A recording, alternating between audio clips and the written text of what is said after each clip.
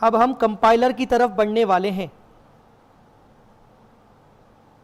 आइए अब मैं आपको करवाता हूं compiler Ind AS 19 employ benefits.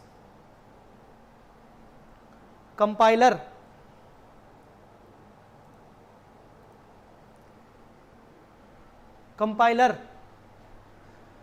पूरा तो कंपाइलर अभी जो हमारा ये करंट सेशन चल रहा है, ये करंट सेशन में हमारा पूरा तो ये इंड एस 19 पूरा डिस्कस तो नहीं हो पाएगा। कुल मिला के 9 क्वेश्चंस है।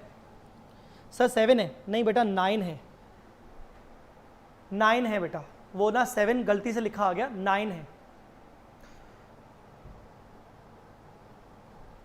सर हमने अलग से आईसीआई मॉड्यूल के क्वेश्चंस भी करने पड़ेंगे क्या, या सिर्फ आपकी कंसेप्ट बुक और कंपाइलर इनफ है? ज्योति, अच्छा क्वेश्चन पूछा ज्योति तुमने, और मैं ये अनाउंस करना चाहता हूं ओपनली सबके लिए कि देखो बेटा, प्रैक्टिस की कोई लिमिट नहीं होती। जिस बच्चे को एफआर में अच्छे मार्क्स चाहिए, जिसको रैंक चाहिए, वो तो डेफिनेटली टीचर कुछ भी बोल दे वो अपना शेड्यूल बना के फॉलो करेगा, उसको सब कुछ करना चाहिए। बट जो एवरेज स्टूडेंट्स होते हैं, जिनके पास टाइम कम रहता है, मेरे और आपके जैसे, ज्योति और मेरे जैसे, जिनके पास टाइम लिमिटेड है, उनको मैं ये बोल दूंगा कि अगर आप ये बैच ले रहे हो, बूस्टर में कंसेप्ट बुक के जितने क्वेश्चंस हैं वो कर लो, कंपाइलर के कर लो, और इसके अलावा आईसीएआई के मॉड्यूल में से कुछ इंपॉर्टेंट क्वेश्चंस की लिस्ट, जिसमें क्वेश्चन और सॉल्यूशन भी रहेंगे, वो पीडीएफ प्रोवाइड कर दूंगा, और मैंने अनाउंस किया हुआ है वो पीडीएफ में प्रोवाइड कर दूंगा। आप वो क्वेश्चन देख के जाओ बस। तो कंसेप्ट बुक के इलस्ट्रेशंस, कंपाइलर पूरा, और आईसीआई मॉड्यूल में से मैं आपको इंपॉर्टेंट लिस्ट दे दूंगा। सिर्फ लिस्ट ही नहीं, लिस्ट के साथ साथ जो जो क्वेश्चन का लिस्ट दूंगा वही क्वेश्चन सॉल्यूशन पीडीएफ फॉर्म में दे दूंगा, आप वो कर लेना।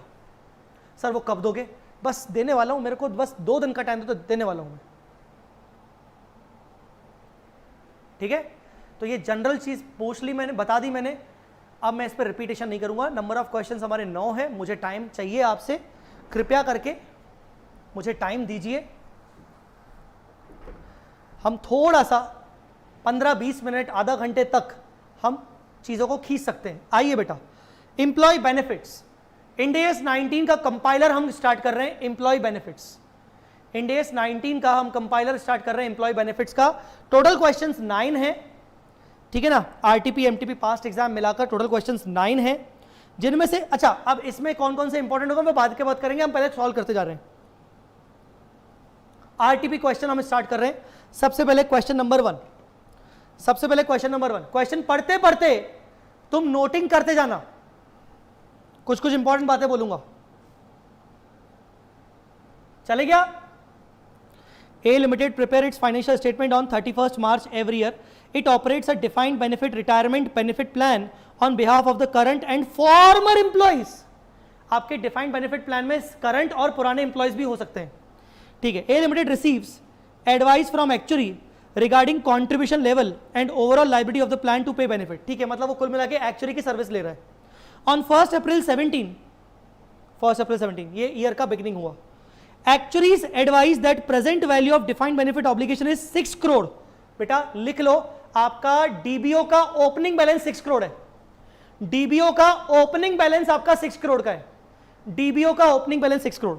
On the same date the fair value of the asset of the defined benefit plan is 5 crore 20। Plan asset का ओपनिंग बैलेंस आपका 520 है। प्लान असेट का ओपनिंग बैलेंस आपका 520 है।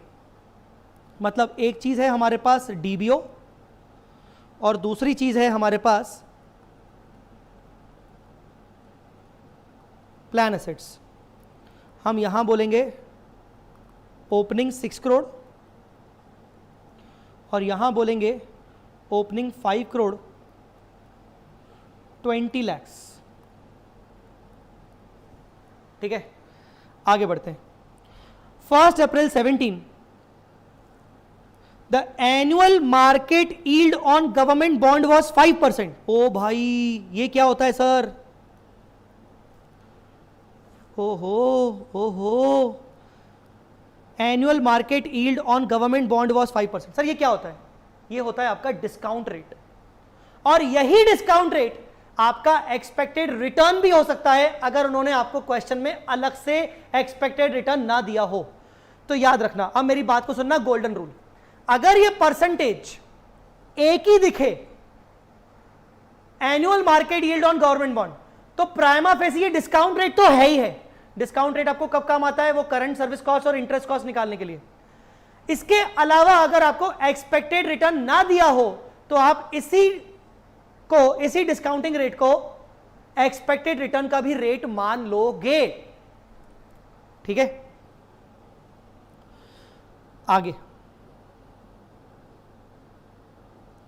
ड्यूरिंग द ईयर एंडेड 31 मार्च 18, अच्छा ये 1417 है।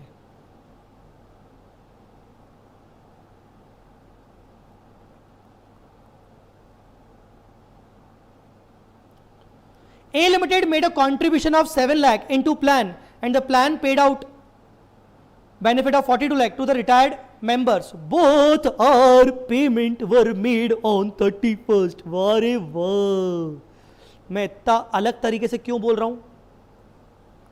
मैं इतना अलग तरीके से क्यों बोल रहा हूं आपको समझ में आ गया होगा। कंट्रीब्यूशन जो प्लान एसेट में किया गया है वो 70 लाख का किया गया है और बेनिफिट जो पे किए गए वो 42 लाख के किए गए और दोनों के दोनों ईयर एंडिंग पे हुए। मुझे कोई कमेंट करके बता दे कि मैंने इस पे अपना अलग रिएक्शन क्यों दिया। आगे बढ़ रहा हूं। The actually advise that current service cost for the year 62 lakh. अब मुझे एक बात बताओ, अगर मेरी करंट सर्विस कॉस्ट 62 लाख है तो करंट सर्विस कॉस्ट की वजह से मेरा करंट ईयर का डीबीओ बढ़ जाएगा, तो मेरी करंट सर्विस कॉस्ट इसमें ऐड हो जाएगी 62 लाख। अरे ऐड होगा ना मेरा DBO, current service cost account debit to DBO payable. नलायकों कमेंट क्यों नहीं कर रहे हो?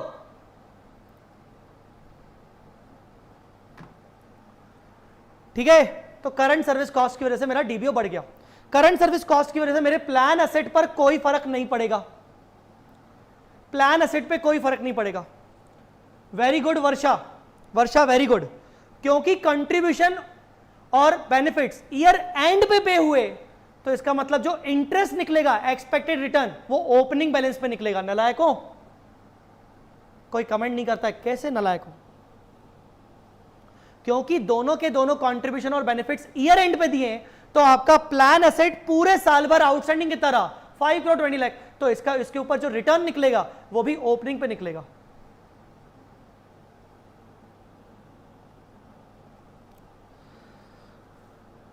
On 20th February 2018, the rules of the plan were amended with the retrospective effect. ओ भाई, ये क्या है? ये क्या है? आपने प्लान के रूल्स में बदलाव किए, मतलब मॉडिफिकेशन। और जब भी रूल्स में बदलाव होंगे मतलब वो इंटेंशनली बदलाव हुए। और अगर आपने मॉडिफिकेशन किया, मॉडिफिकेशन की वजह से अगर आपकी लायबिलिटी बढ़ रही है तो उसको आप बोलते हो past service cost. These amendments meant the present value of defined benefit obligation increased by 15 lakh from that date. ओ भाई, इसको हम बोलेंगे पास्ट सर्विस कॉस्ट।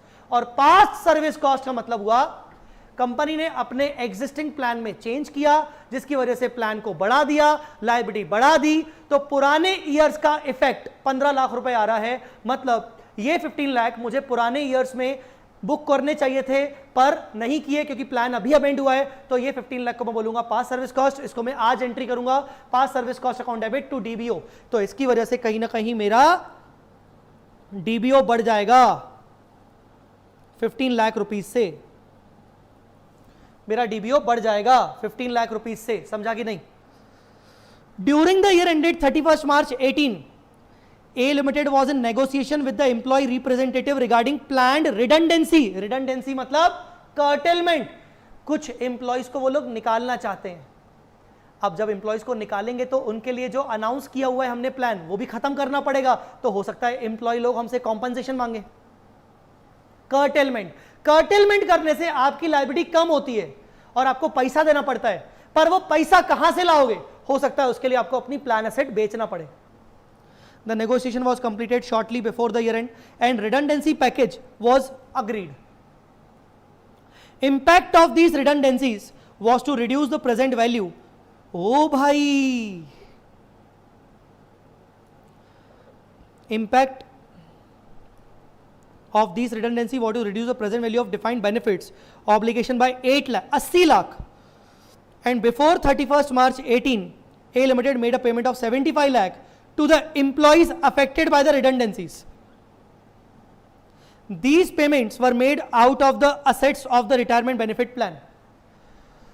हाँ भाई, कुल मिला के हम अपने प्लान को कर्टेल कर रहे हैं, जिससे हमारी लायबिलिटी 80 लाख रुपए से खत्म हो रही है, पर उस 80 लाख की लायबिलिटी को खत्म करने के लिए 75 लाख रुपए हमें पे भी करने पड़ रहे हैं। और वो पे करने के लिए हम अपने ये जो पे कर रहे हैं वो हम अपने प्लान असेट से पे कर रहे हैं। तो मैं ना इसकी एक एंट्री बोलूंगा, पहले तो एंट्री बोलूंगा defined benefit obligation payable debit 80 to bank 75 to gain 5, और दूसरा बैंक टू प्लान असेट 75। आपने प्लान असेट को सेल किया 75 में, आपने 75 पे कर दिया, पर आपकी लायबिलिटी 80 से गई, आपका गेन ऑन कर्टेलमेंट आया जो कि आप P&L में डालोगे। मेरी बातों को समझ में आ गया होगा। तो इससे देखो आपकी लायबिलिटी कितने से गिर रही है, 80 से, आपकी एसेट कितने से गिर रही है, 75 से। तो एक काम करते हैं, माइनस कर्टेलमेंट 80, ये भी minus curtailment benefits paid 75। Plan asset को सेल करना पड़ा ना। आगे बढ़ते हैं। On 31st March 18, actuary advised that the present value of defined benefit obligation was 6 crore 80 lakh. अरे क्लोजिंग बैलेंस बेटा, क्लोजिंग, वो बोल रहा है तुम्हारे डीबीओ का क्लोजिंग बैलेंस 31st मार्च को 6 करोड़ 80 लाख का है। On the same date the fair value of the asset defined benefit plan is 5 crore 60 lakh, और इसका क्लोजिंग तुम्हारा 5 करोड़ 60 लाख का है। कुछ चीजें स्टिल मिसिंग है, ध्यान रखना। Examine and present how the above event will be reported. बस ठीक है, अब सुनो, मुझे इन दोनों को कंप्लीट करना है। सबसे पहले डीबीओ पर आते हैं। डीबीओ में क्या चीज मिसिंग लग रही है? ओपनिंग है, करंट सर्विस कॉस्ट है, पर ओपनिंग के ऊपर इंटरेस्ट कॉस्ट नहीं है। तो यहां पर interest cost at the rate of 5% लगेगा। और ये इंटरेस्ट किस पे लगेगा? ओपनिंग पे, हमेशा हमेशा ओपनिंग पे, क्योंकि current service cost year and पे एक्रू हुई है, तो इंटरेस्ट करंट सर्विस कॉस्ट के ऊपर तो लगेगा नहीं। पास सर्विस कॉस्ट, कर्टेलमेंट, ये सब ईयर एंड पे हुए, आप इनके ऊपर इग्नोर करो। तो आपका 5% लगाओ ओपनिंग पे।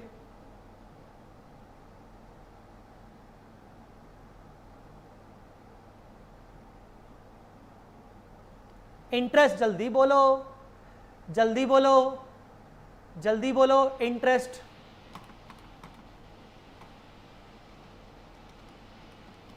तो ये हुआ आपका 30 लाख। सर और कुछ मिसिंग है क्या? चेक करते हैं। हाँ, A limited made a contribution of 70 lakh to the plan asset. ठीक है, 70 लाख प्लान एसेट में कॉन्ट्रीब्यूशन हुआ, तो हम इसमें ऐड करेंगे कॉन्ट्रीब्यूशन। ठीक है, और 42 लाख बेनिफिट्स पे किए। तो 42 लाख जब आपने बेनिफिट्स पे किए, तो आपने प्लान एसेट को 42 लाख से सेल किया होगा, और आपने जब सेल किया होगा तो आपको बेनिफिट्स पे करने के लिए आपने बेनिफिट्स पे किए। तो बेनिफिट्स आपने पे किए 42 लाख। सर ये नहीं समझ में आया। अरे भाई, तू अगर अपने एम्प्लॉय को बेनिफिट पे करेगा तो उसके लिए सबसे पहले तू प्लान एसेट गिराएगा। अरे बेचेगा ना, और बेच के तू क्या करेगा, पेमेंट करेगा। तो पेमेंट करेगा तो तेरा यहां से प्लान एसेट गिरा तो तू पेमेंट कर रहा, तो तेरा लायबिलिटी भी तो कम हुई ना। समझ आया कि नहीं? तू पहले डीबीओ का चेक कर ले, कुछ और तो नहीं हुआ मेरे हिसाब से, और कुछ नहीं है मेरे हिसाब से, और कुछ नहीं है। डीबीओ में तू चेक कर ले तेरा बैलेंसिंग फिगर कितना आ रहा है।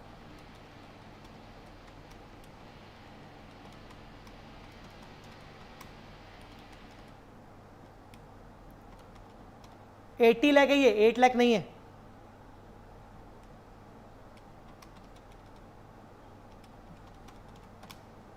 $5 करोड़ 85 लाख, जबकि है 6 करोड़ 80 लाख। ये तुम्हारा आ गया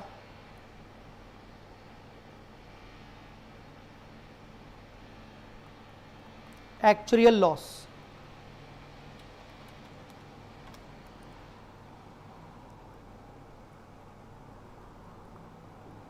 $95 लाख, 95 लाख का एक्चुअल लॉस है। ध्यान से देखो,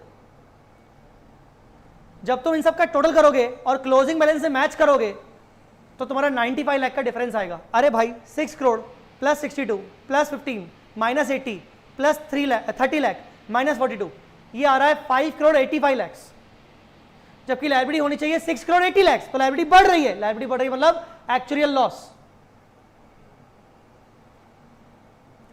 एक्चुअल लॉस।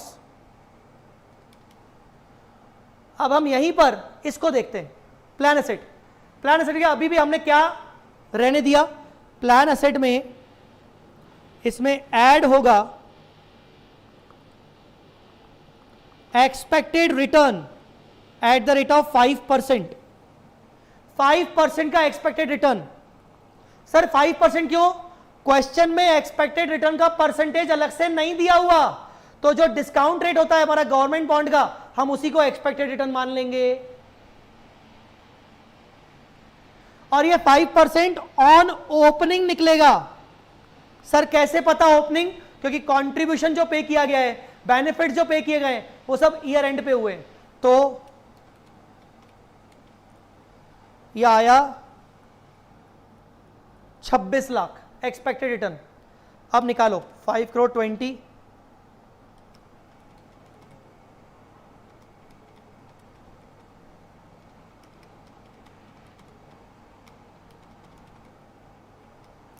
49 लाख, नहीं 4 करोड़ 99 लाख, 4 करोड़ 99 लाख, तो 61 लाख का एक्चुअल गेन। क्लोजिंग बैलेंस आना चाहिए 4 करोड़ 99, जबकि फेयर वैल्यू पे हमने दिखा दिया 5 करोड़ 60, तो यहां पर एक्चुअल गेन आना चाहिए 61 लाख। तो नेट एक्चुअल लॉस जो आपका ओसीआई में जाएगा, बैलेंस शीट में आपका net defined obligation 680 minus 560, balance sheet में presentation liability minus asset, net presentation आपका होगा। Clear? Clear? Actual loss, actual gain, net. Sir इतना बता दो, पीएनएल में क्या क्या जाएगा? ये पीएनएल, ये पीएनएल, कार्टेल में तो पीएनएल में नहीं, इंटरेस्ट कॉस्ट, ये पीएनएल, ये ओसीआई। यहां पर ये आपका पीएनएल और ये आपका ओसीआई। ठीक है सर, इंस्टीट्यूट के आंसर में इन्होंने सर एक ही स्टेटमेंट में सब कुछ डाल दिया, ऐसा क्यों? सर हमें इनकी वर्किंग समझ में नहीं आ रही, सर हमें इनकी वर्किंग समझ में नहीं आ रही। मैं आपको समझाता हूं, 2 मिनट सुनिए। ओपनिंग 6 करोड़, ओपनिंग 520, दोनों का नेट करो। 6 करोड़ और 520 दोनों का नेट करो, 8 लाख। ठीक है, और समझो 62 लाख का करंट सर्विस कॉस्ट, यहां पर कुछ है ही नहीं, तो पूरा 62 आएगा। ये देखो, पास सर्विस कॉस्ट 15, इधर कुछ है ही नहीं, पूरा 15 पास सर्विस कॉस्ट। कर्टेलमेंट 80, कर्टेलमेंट 75, तो नेट क्या हुआ 5, कर्टेलमेंट आपका 5, gain on curtailment 5। Interest cost 30 lakh, return 26 lakh, net 4 lakh, net 4 lakh आपका बढ़ गया interest cost. Benefits paid 42, benefits paid 42 गया, ठीक है, तो ये गया, ये गया, ये गया, ये गया, ये गया, उधर कर्टेलमेंट गया, बेनिफिट्स गया, रिटर्न गया। अब क्या बचा, कंट्रीब्यूशन 70 प्लान एसेट में, तो वो 70, ये 70, ये 70, ठीक है। क्लोजिंग बैलेंस 12, 680 माइनस 560 मतलब 1 करोड़ 20 लाख, ये 120। ये क्या है 3400, क्या है डिफरेंस,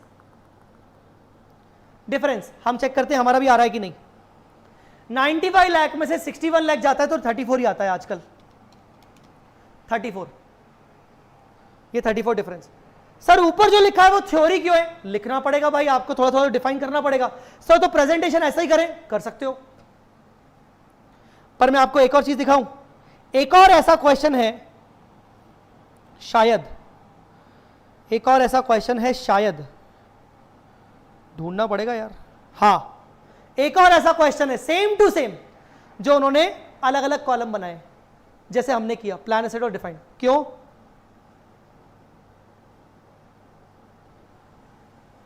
क्योंकि उन्होंने लिखा provide reconciliation from opening balance to closing balance for plan asset and defined benefit obligation. क्योंकि उन्होंने बोला कि अलग अलग दोनों का रिकंसिलेशन दो, इसलिए हमने अलग अलग बनाया। जबकि हमारे फर्स्ट क्वेश्चन में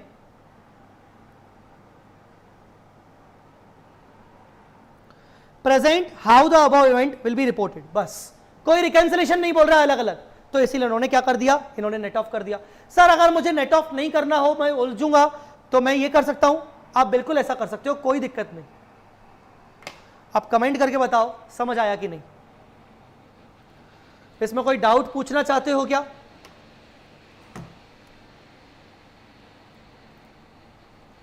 इसमें डाउट पूछना चाहते हो क्या?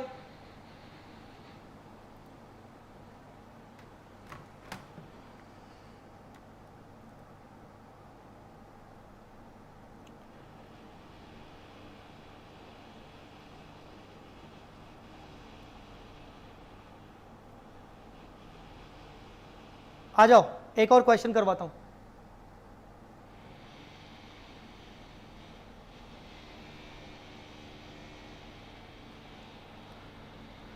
ये क्वेश्चन पढ़ के मजा आ जाएगा। ये क्वेश्चन आपका है पास्ट सर्विस कॉस्ट के ऊपर।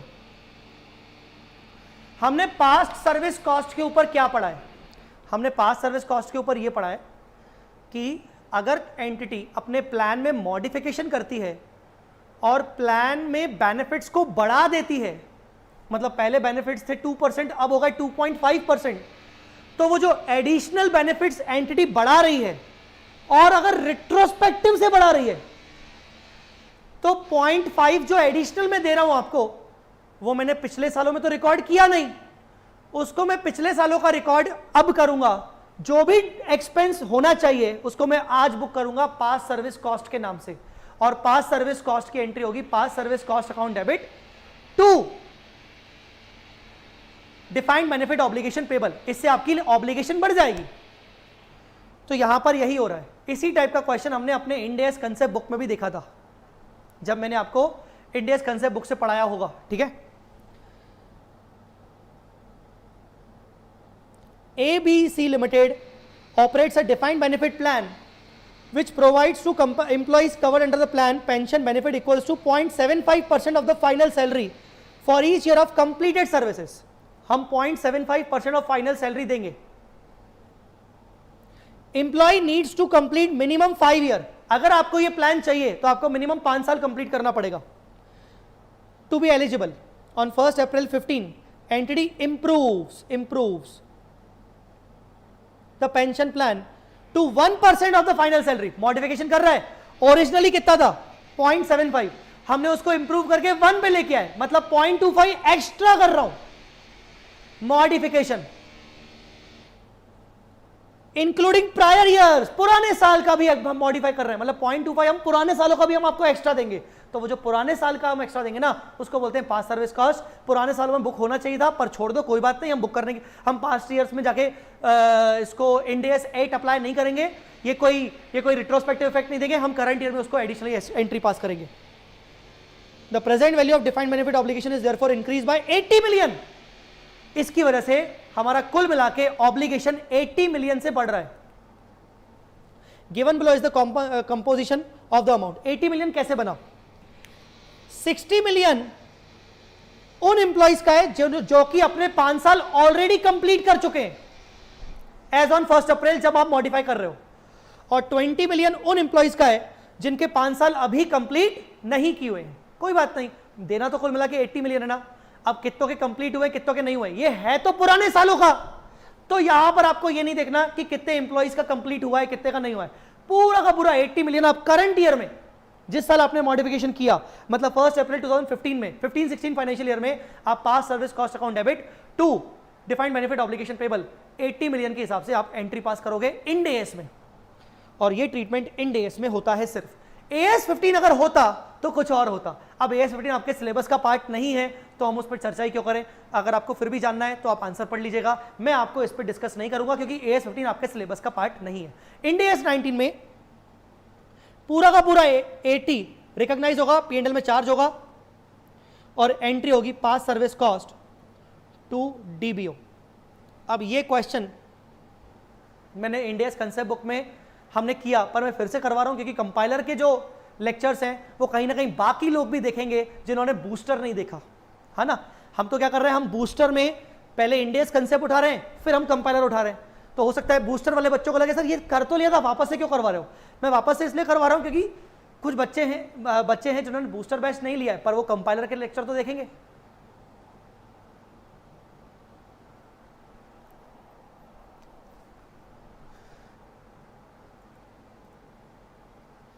चलो मैं एक और क्वेश्चन आपके साथ डिस्कस करूंगा, and this is mind blasting question जो मैं आपको कह रहा था डिफाइंड बेनिफिट ऑब्लिगेशन में मैंने आपको समझा था, पहले पूरा समझा देता हूं। This is a mind blasting question and I must say आप इसको एग्जाम टिक लगा लो।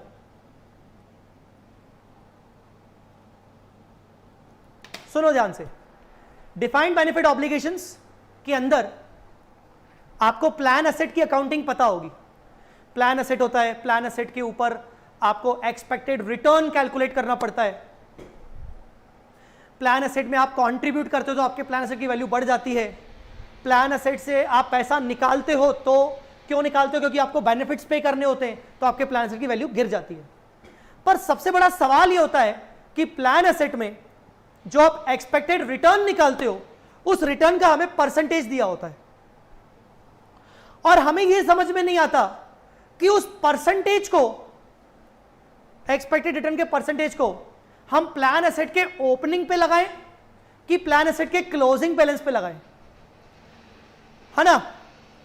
तो इसमें हम क्या बोलते हैं कि भाई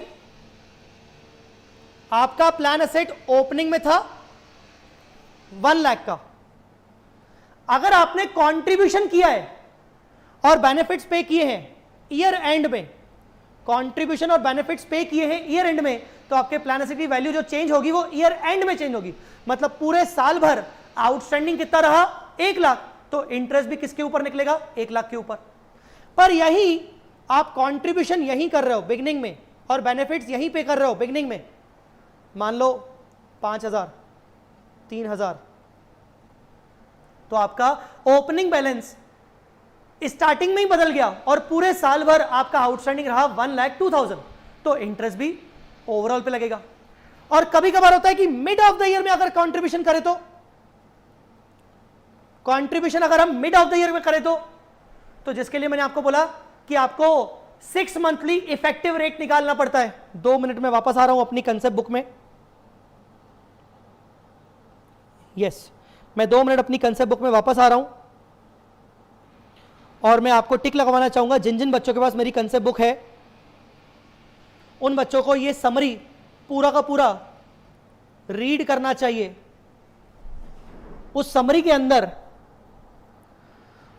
अंदर मैं आपको बताऊं, ये पॉइंट जरूरी है, how to calculate expected return. How to calculate expected return कैसे निकलता है? तो इसमें आपके पास 3 ऑप्शन होते हैं, 1 2 3।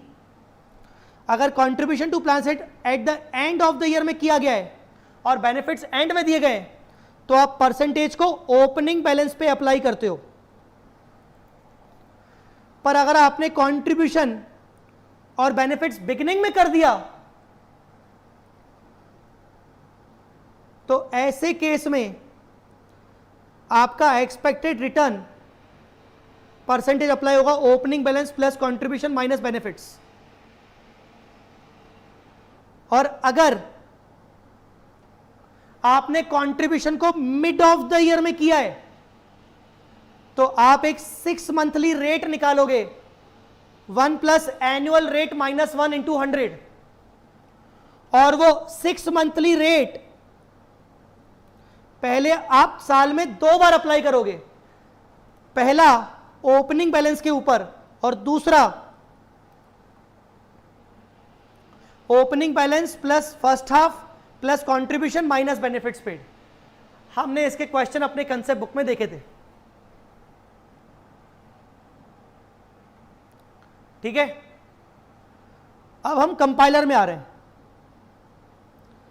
कंपाइलर में भी ऐसा कुछ है, पर कंपाइलर में इस क्वेश्चन में इन्होंने एक हल्का सा चेंज मार दिया भाई, एक हल्का सा चेंज मार दिया। देखना क्या है,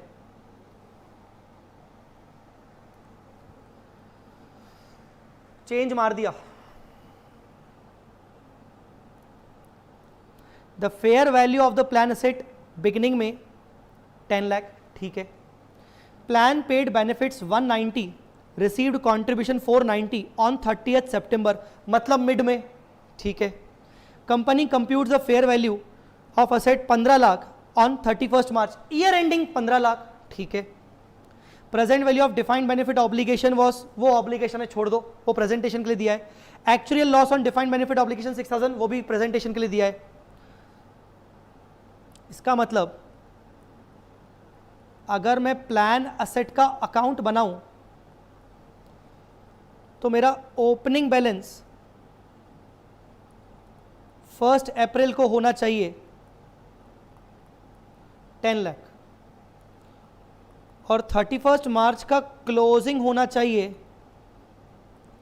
15 लाख। क्वेश्चन को ध्यान से पढ़ना। कंपाउंडिंग हैपेंस हाफ ईयरली, वो तो ऑब्वियसली क्योंकि मिड ऑफ द ईयर में है, हम कंट्रीब्यूशन और बेनिफिट्स पे कर रहे हैं। बट दिक्कत क्या है? दिक्कत देखो साला उन्होंने क्या मजेदार चीज दे दी। दिक्कत मतलब उन्होंने क्या चेंज कर दिया। The normal interest rate for 6 month period is 10% per annum. उन्होंने 6 मंथ पीरियड का रेट ऑफ इंटरेस्ट ही अलग से दे दिया, while the effective rate of interest for 12 month period is based on the following data. Expected rate of return 10.25% for 12 month period. इन्होंने एक बदलाव कर दिया भाई, इन्होंने आपको दो प्रकार के एक्सपेक्टेड रिटर्न दिए हैं। इन्होंने आपको दो प्रकार के एक्सपेक्टेड रिटर्न दिए हैं। कैसे अप्लाई होगा? आपका ओपनिंग क्या है 10 लाख और मिड में आपने क्या किया? कंट्रीब्यूशन और बेनिफिट्स, बताना तो कितना? कंट्रीब्यूशन और बेनिफिट्स 190 और 490।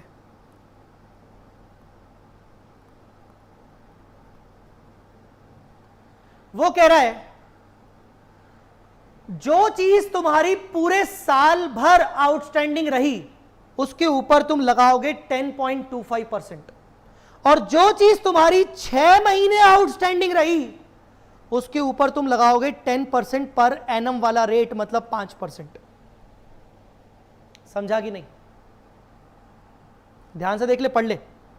The normal rate of interest for 6 month period is 10% per annum, while effective rate of interest for 12 month period is based on the following data। मतलब ये, मेरा कहने का मतलब ये है कि इस क्वेश्चन में 12 मंथ आउटस्टैंडिंग अमाउंट के लिए हम 10.25% अप्लाई करेंगे और 6 मंथ आउटस्टैंडिंग अमाउंट के लिए हम 10% पर एनम अप्लाई करेंगे। इस क्वेश्चन में वो हम under root of 1 plus annual rate -1 वाली चीजें नहीं करेंगे, नहीं करेंगे। तो सर कैसे होगा? सुनो,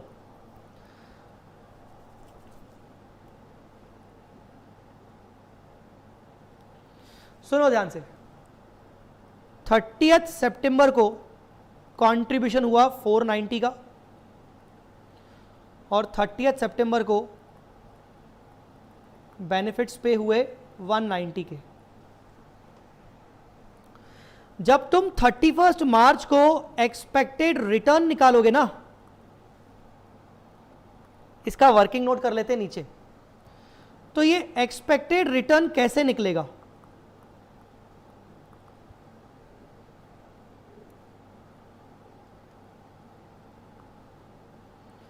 $10 लाख का 10.25%,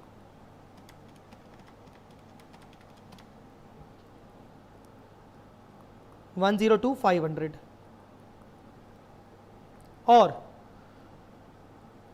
कंट्रीब्यूशन 490 माइनस बेनिफिट्स 190। 490 से असेट बढ़ती है, 190 से असेट गिरती है, तो नेट इफेक्ट आपका 3 लाख आउटस्टैंडिंग फॉर 6 months। ओ भाई, तो इसके ऊपर लगेगा 10% इंटू 6/12,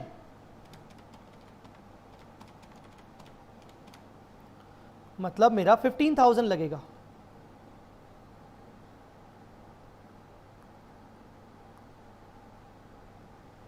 मतलब टोटल इंटरेस्ट हो जाएगा 102,500 प्लस 15,000, 117,500, 117,500। सर इस बार इंटरेस्ट के ऊपर इंटरेस्ट नहीं लगेगा क्या? नहीं, क्योंकि दोनों इंटरेस्ट के रेट अलग अलग चीजों पे दिए हुए हैं। ओपनिंग पर मैंने पूरे साल भर का इंटरेस्ट लगा लिया ईयर एंड पे, और मैंने ड्यूरिंग द ईयर वाले पे ईयर एंड पे 6 महीने का इंटरेस्ट लगा दिया। बस अब इसको कर दो।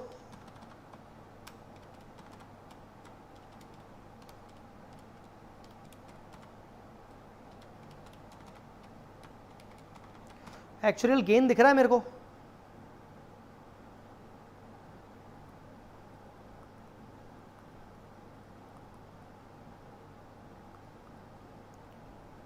$82,500 का एक्चुअल गेन दिख रहा है। बाकी चीजें प्रेजेंटेशन वाली हैं, जैसे उन्होंने आपको एक्चुअल गेन हमारा निकल गया, उन्होंने अलग से आपको एक्चुअल गेन ऑब्लिगेशन पर दिया है, एक्चुअल लॉस दिया 6,000, तो आप ओसीआई में कैसे प्रेजेंट करोगे? 82,500 गेन माइनस 6,000 लॉस, ओसीआई में नेट प्रेजेंट करोगे। आपका क्लोजिंग बैलेंस प्लान एसेट का 15 लाख, जबकि आपका closing balance defined benefit obligation का 14,79,200, तो आपका नेट आपका सरप्लस मिल गया। देखो नीचे बोल रहा होगा वो, ये नेट एक्चुअल गेन, ठीक है।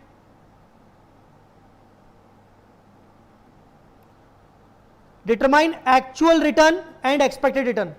सर ये एक्चुअल रिटर्न क्या होता है? हाँ, एक चीज सुन लो, actual return is equal to expected return minus actual gain या loss on plan asset.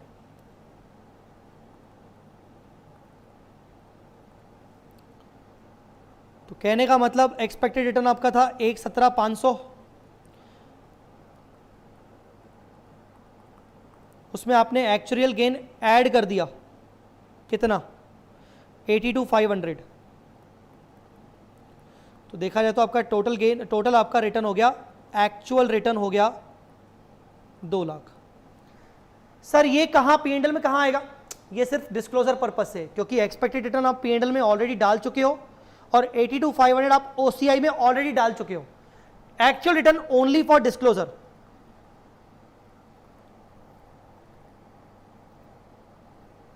Disclosure purpose के लिए।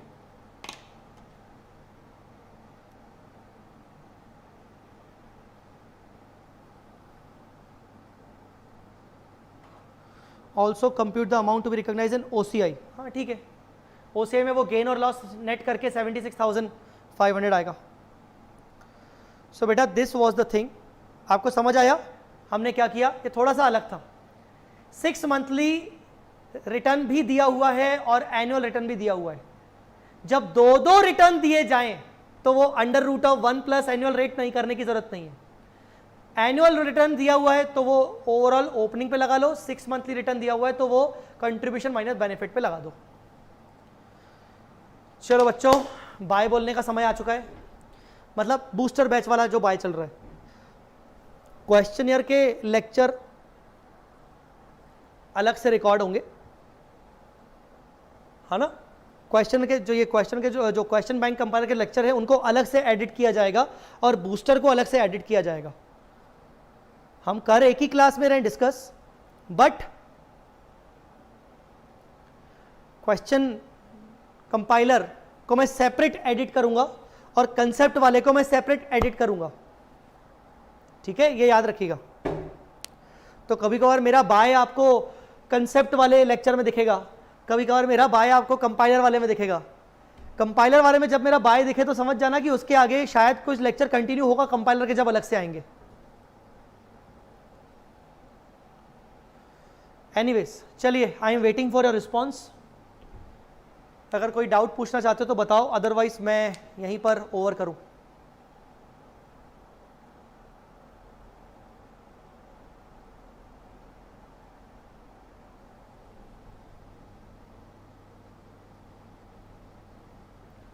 सर बहुत टाइम बाद 3.5 घंटे क्लास के लिए, बहुत ही लगातार, बट मज़ा आया सर आज बहुत। Thank you. चलिए, मैंने जो आपको बताई थी आज, इंड एएस का समरी ज़रूर पढ़ना, ये वाला। आपको इस समरी में 2-4 बातें और एक्स्ट्रा मिलेंगी, जैसे सरप्लस हुआ, असेट सीलिंग हुआ, ये ज़रूर आप पढ़ लेना, ये आपको काम आएगा। बहुत छोटी छोटी चीज़ें आपको काम आएगा।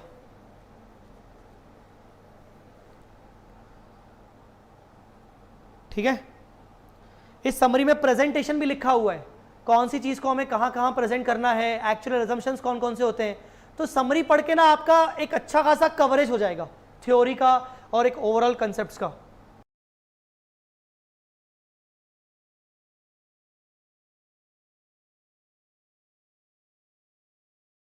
Hi guys, good morning, good afternoon, good evening. कैसे हैं आप लोग? लाइव स्टूडेंट्स को गुड मॉर्निंग। चलिए शुरू करते हैं आज का सेशन। थोड़ा सा हम आज लेट हो गए और आज मैं ये सेशन ले रहा हूं अपने घर के स्टूडियो से। ऑल राइट, तो यस, हमारा इंड एएस 19 एम्प्लॉय बेनिफिट्स का क्वेश्चन बैंक डिस्कशन चल रहा था। ऑल राइट, हमारा इंड एएस 19 एम्प्लॉय बेनिफिट्स का क्वेश्चन बैंक डिस्कशन हो रहा था, मैं उसको कंटिन्यू कर रहा हूं। गुड मॉर्निंग आशीष गुप्ता जी, ज्योति कौशिक, संकेत, मिताली, अमन, गुड मॉर्निंग एवरीवन। कोई टाइम वेस्ट नहीं करेंगे अपन, ठीक है, और अपन सीधा चलेंगे हमारे क्वेश्चन बैंक डिस्कशन पर। मुझे बताओ, क्वेश्चन बैंक डिस्कशन में हमारा कुछ क्वेश्चंस हो चुके थे, Ranjana Chauhan, good morning. If I am not wrong, question number 1 was done, question number 2 was done, question number 3 was done. और थर्ड क्वेश्चन तो मैं क्या ही बोलूं, ये आपका मोस्ट इंपॉर्टेंट कैटेगरी को, ठीक है। ऑल राइट,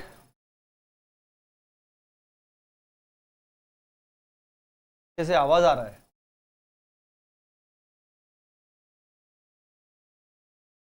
हेलो हेलो, मेरे को तो नहीं आ रहा यार।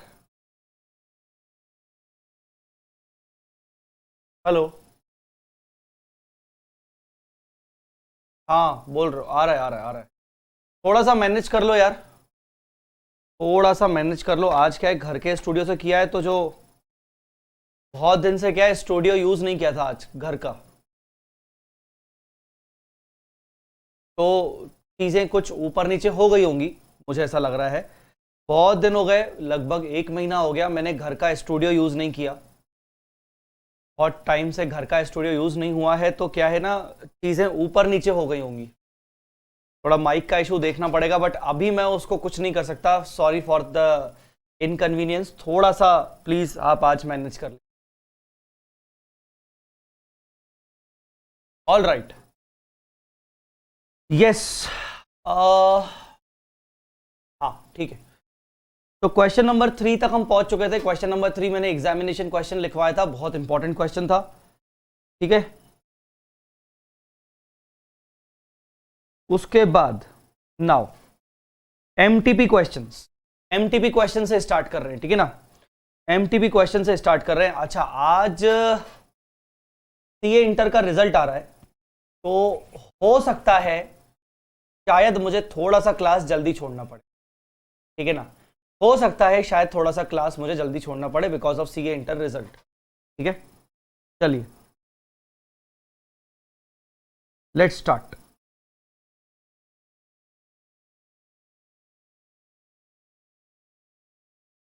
An employee, Roshan, has joined a company XYZ in the year 2018. The annual emoluments of Roshan, as decided, is 1490,210. मुझे ना याद आ रहा है, इस क्वेश्चन में कुछ है तो बहुत आसान, पर इस क्वेश्चन में कुछ गड़बड़ है, हल्की सी कुछ गड़बड़ है।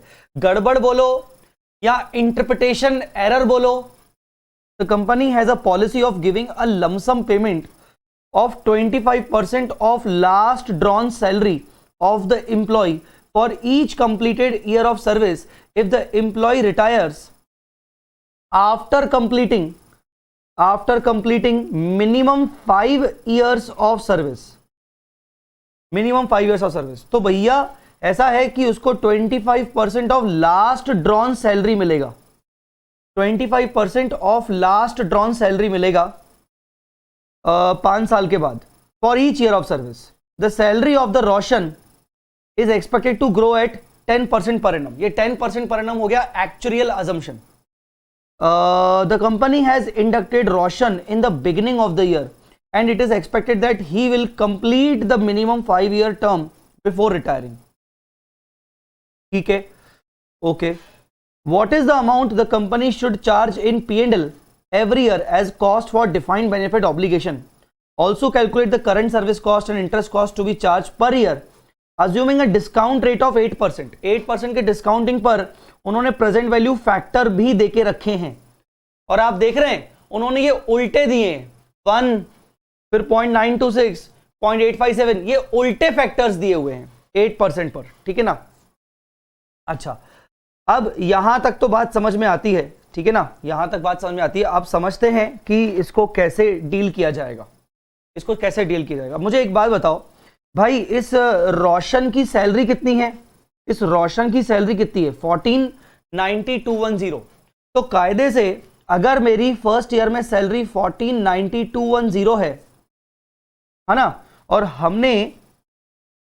हमने रोशन को ज्वाइन किया है 2018 से। Company has also policy of giving lump sum, ठीक है, सैलरी कंप्लीटेड, ठीक है, कोई ईयर का बाकी स्पेसिफिक चीजें दी नहीं है। तो मुझे एक बात बताओ, अगर ये उसकी फर्स्ट ईयर की सैलरी है तो सेकेंड ईयर की सैलरी में 10% इंक्रीज होगा, थर्ड ईयर की सैलरी में 10% इंक्रीज होगा, फोर्थ ईयर की सैलरी में 10% इंक्रीज होगा, और फिफ्थ ईयर की सैलरी में 10% इंक्रीज होगा, ठीक है ना। तो इसका मतलब मुझे 4 बार 10 10 10 10 10 करना पड़ेगा, मुझे कायदे से 4 बार 10 10 10 10 10 10 करना पड़ेगा। यहां पर गड़बड़ देखो क्या है, if I am not wrong, ये आप देखिए 14,9210 इंटू 110 110 110 110 और एक और 110, एक और 110। यार आपको यहां पर कुछ लग रहा है, मतलब मैंने आपको जो बताया और जो यहां लिखा है उसमें कुछ अलग दिख रहा है आपको कुछ अलग दिख रहा होगा। यहां पर इन्होंने 5 बार 10% ऐड किया है। आई am not getting why this is done, because यहां पर रोशन की सैलरी फर्स्ट ईयर में तो 1490 है ना। क्या वो ऐसा बोल रहा है क्या कि अगर वो ईयर वाइज बोलता कि भाई रोशन को 2018 में ज्वाइन किया गया तब उसकी सैलरी 1490 थी, हमने जो स्कीम लॉन्च की है वो इफेक्टिव होगी 2019 से लेकर 2019 से लेकर होगी और 2019 से लेकर 5 साल गिने जाएंगे। अगर वो ऐसा कहता तो फिर समझ में आ रहा है कि हाँ यार वो 5 बार ऐड कर रहा है क्योंकि 2019 ऑनवर्ड्स 5 साल गिने जाएंगे। आप मुझे कमेंट करके बताओ, आप समझ रहे हो मैं क्या बोलना चाह रहा हूं। तो यहां पर उन्होंने 5 बार 10% ऐड किया है। ये मुझे गड़बड़ लग रहा है, ये मेरे अकॉर्डिंग मुझे थोड़ा सा गड़बड़ लग रहा है, ठीक है, ये मुझे थोड़ा सा गड़बड़ लग रहा है मेरे अकॉर्डिंग। अंडरस्टूड और नॉट? तो अब ये एक छोटी सी पॉइंट हो गई, बाकी पूरा क्वेश्चन सेम टू सेम है। चलो अगर अपन इसको करते हैं, वैसे तो देखो ये सॉल्यूशन यहां पर किया हुआ है, अगर मैं इसको इसके हिसाब से करूं तो क्या होता है, हम हमेशा शुरू से क्या करते हैं, हम बोलते हैं सबसे पहले स्टेप नंबर 1, नालायक लोग रिप्लाई नहीं कर रहे और कर रहे हैं तो फिर मुझे शायद इन सबका रिप्लाई दिख नहीं रहा है, ठीक है, तो ठीक है रहने दो। वैसे भी सीए फाइनल वाला बच्चा जिंदगी में फ्रस्ट्रेटेड ही चलता है, वो बोलता है ठीक है ना सर, जो बोलते जा रहे हो बोलते जाओ, बस हमें समझ में आ रहा है नहीं आ रहा है एक ही बात है, आप तो बस चलो, ठीक है। स्टेप नंबर 1, सबसे पहले मैं निकालूंगा defined benefit, expected defined benefit निकालूंगा, ठीक है ना। तो उसके लिए मैं बोलूंगा जो भी मेरी लास्ट ड्रॉन सैलरी होगी,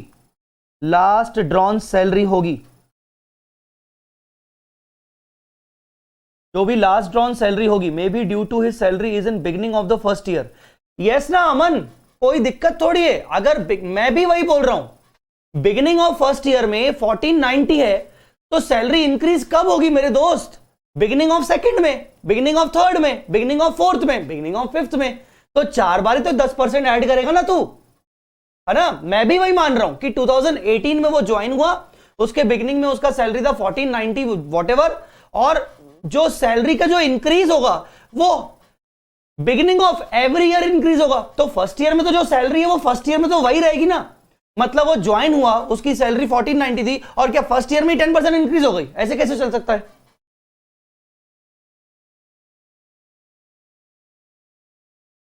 एक सेकेंड, हरविंदर गुप्ता जी ने बोला है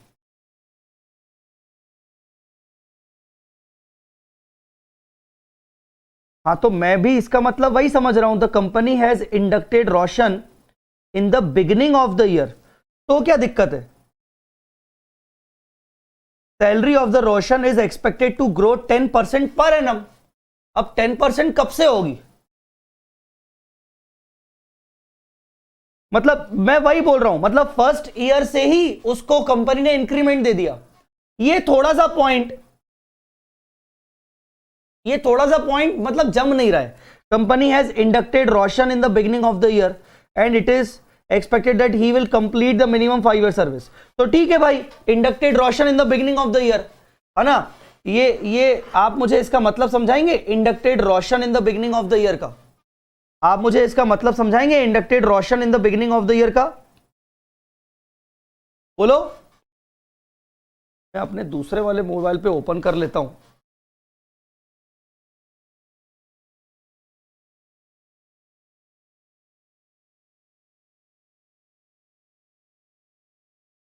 देखो आशीष, आप कह रहे हो कि सर इंक्रीमेंट ऐसा तो नहीं कि फर्स्ट ईयर के एंड से हो रहा है।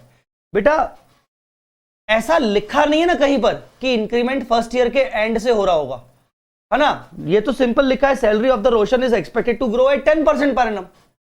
तो वैसे भी जो सैलरी इंक्रीज होता है वो हमेशा, वैसे भी जो सैलरी इंक्रीज होता है वो हमेशा बिगिनिंग से इंक्रीज होता है। हमने जो कल क्वेश्चन किया था अपने इंडियस कंसेप्ट बुक में, वो भी तो हमने वही किया था, है ना।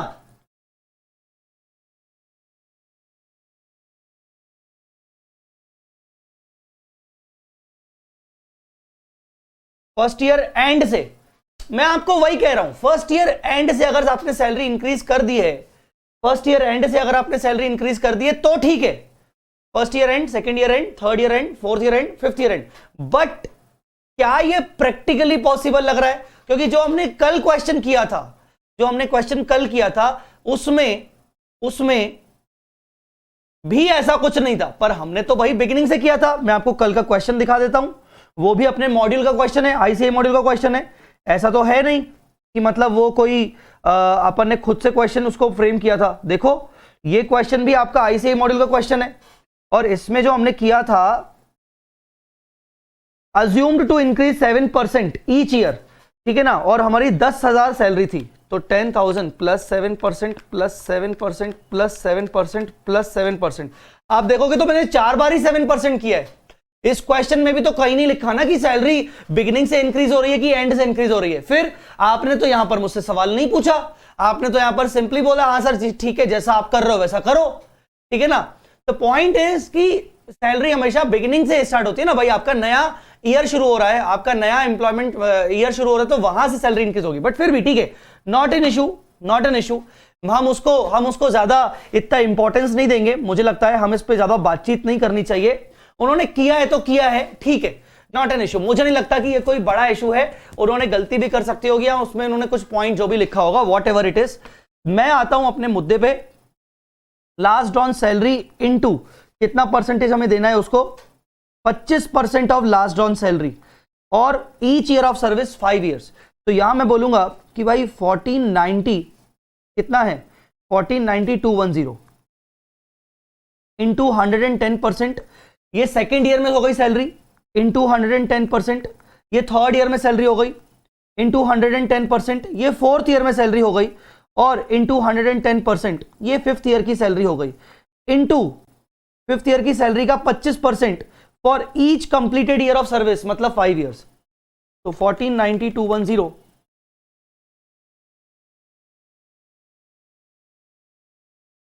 अंडरस्टूड और not, plus 10% plus 10% plus 10% plus 10% into 25% into 5, ये कितना आ रहा है, कितना आ रहा है भाई? ये आ रहा है आपका लगभग 27,27,270, ये आ रहा है आपका defined benefit, expected defined benefit, ठीक है ना। फिर हम एक्सपेक्टेड डिफाइंड बेनिफिट को निकालने के बाद क्या करते हैं, हम अलोकेशन करते हैं, allocation of expected defined benefit, expected defined benefit का हम अलोकेशन करते हैं 2727,270 डिवाइडेड बाय 5, ये हो गया 5454 और 54। फिर हम करते हैं calculate current service cost, calculate current service cost. Yes, हम कंटिन्यू कर सकते हैं Aman. Current service cost year 1 2 3 4 5, उसके बाद आपका अलोकेटेड बेनिफिट्स, बेनिफिट्स अलोकेटेड जो आपने लिखे हैं वो 5 4 5 4 5 4, और ये आपने अलोकेटेड बेनिफिट्स लिख दिए। फिर आपने प्रेजेंट वैल्यू फैक्टर 8% वाला इंटू 1, ये जो दिए हुए हैं 926, ये आपने लगाए। मुझे इसका आंसर मिलेगा 926,857। गलती मत करना एग्जाम में कि आप प्रेजेंट वैल्यू फैक्टर कैलकुलेटर के हिसाब से लिख के आए, 12 डिजिट्स और पॉइंट के बाद 3 डिजिट क्वेश्चन में दिया हुआ है, तो आपको वही का वही सेम यूज करना पड़ेगा, 0.794 और 0.735। ठीक है, तो ये आ गया आपका करंट सर्विस कॉस्ट 545454 इंटू 0.735, ये आ गया 4,09,909। यह आ गया 433,090। यह आ गया 467,454।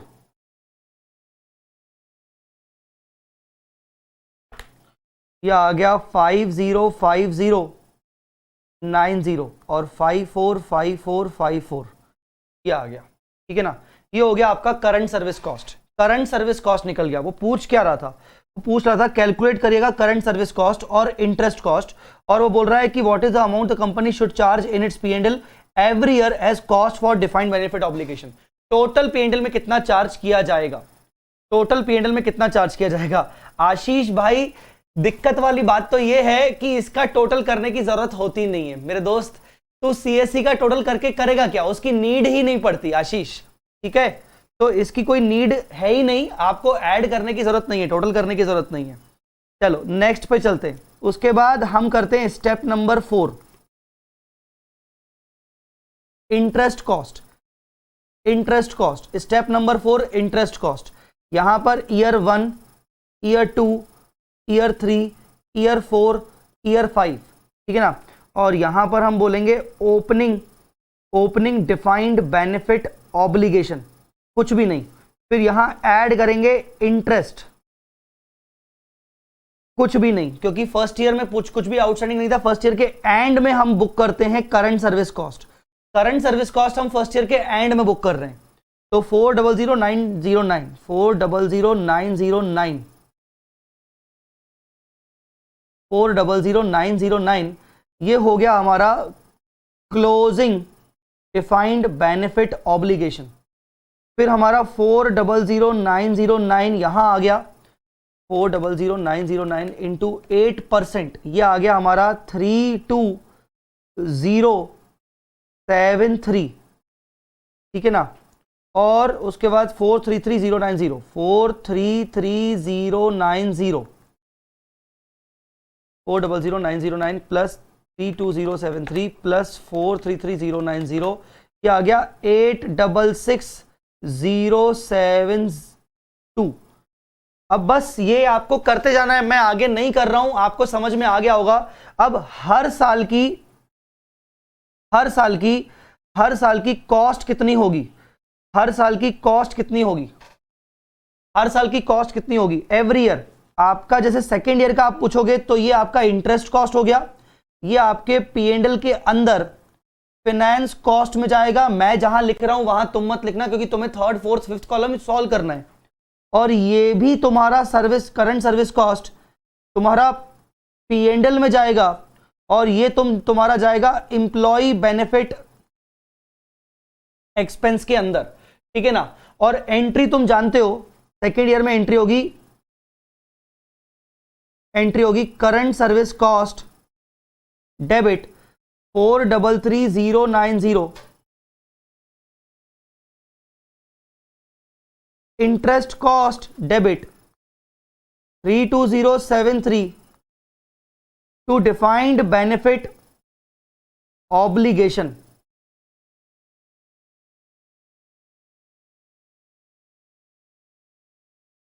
$465,163 ये सेकेंड ईयर की एंट्री मैंने की है, ठीक है ना। मैं पूरा क्वेश्चन सॉल्व नहीं कर रहा हूं।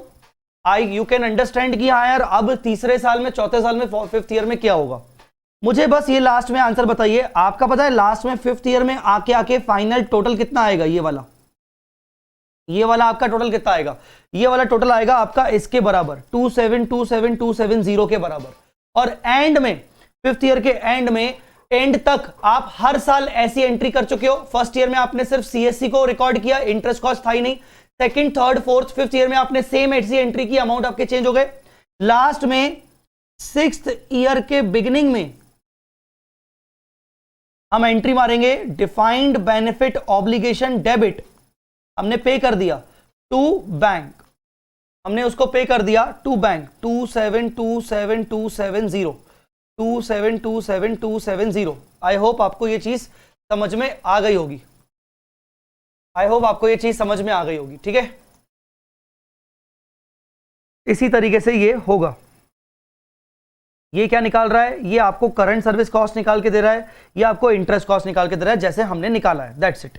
बस इनका अमाउंट बदला हुआ है, इनका टोटल 30 लाख है, हमारा 27,27,270 है। इनका 30 लाख किस बेसिस पर है, इन्होंने 5 बार मल्टीप्लाई किया है।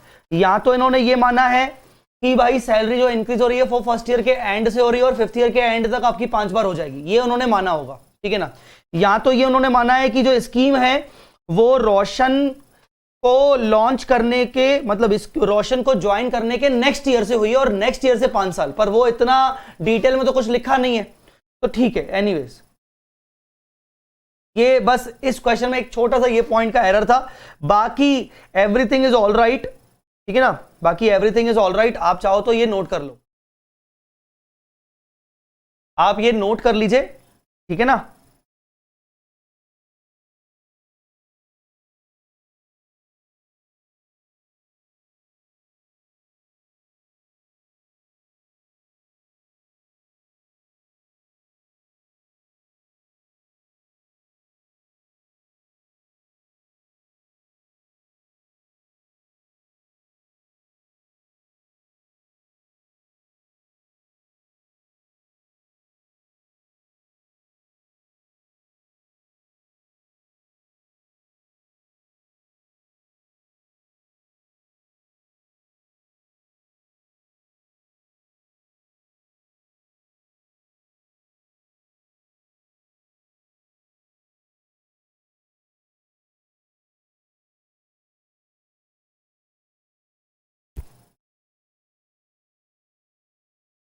ऑल राइट, चलिए, तो ये क्वेश्चन भी हो गया, ठीक है ना, ये क्वेश्चन भी हो गया। अब ना थोड़ा सा ना मुझे बस नंबरिंग को ठीक करने दो, इस क्वेश्चन बैंक में नंबरिंग करेक्ट नहीं है।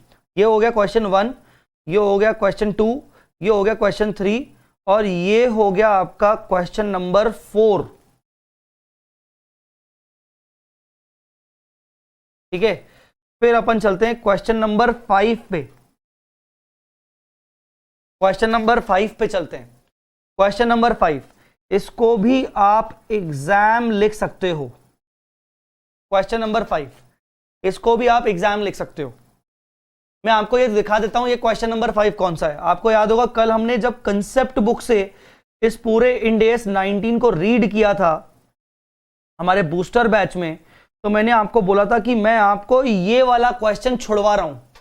RKA private limited is an old company establish in 19XX, ये दिख रहा है 1400 1140 1580। इसको छुड़वाने का रीजन ये था कि ये क्वेश्चन हमारे क्वेश्चन बैंक में आ रहा है और मैं क्वेश्चन बैंक में इसको रिकॉर्ड करना चाहता था, ठीक है। तो ये वही क्वेश्चन है, ये वही क्वेश्चन है, अंडरस्टूड, अंडरस्टूड और नॉट। अक्टूबर 19 MTP अक्टूबर 19 का क्वेश्चन है जिसको इंस्टीट्यूट ने अपने मॉड्यूल में डाल दिया है ना, इंस्टीट्यूट ने उसको अपने मॉड्यूल में आगे डाल दिया। आइए समझते हैं इस क्वेश्चन को।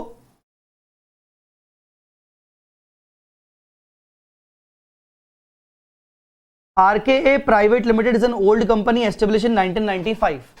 The company started with a very small capital base and today it is one of the leading company in India in its industry. The company has an annual turnover of 11,000 crore and planning to get listed in the हमें नहीं पता, हमें कुछ नहीं पता, ये हटाओ सब।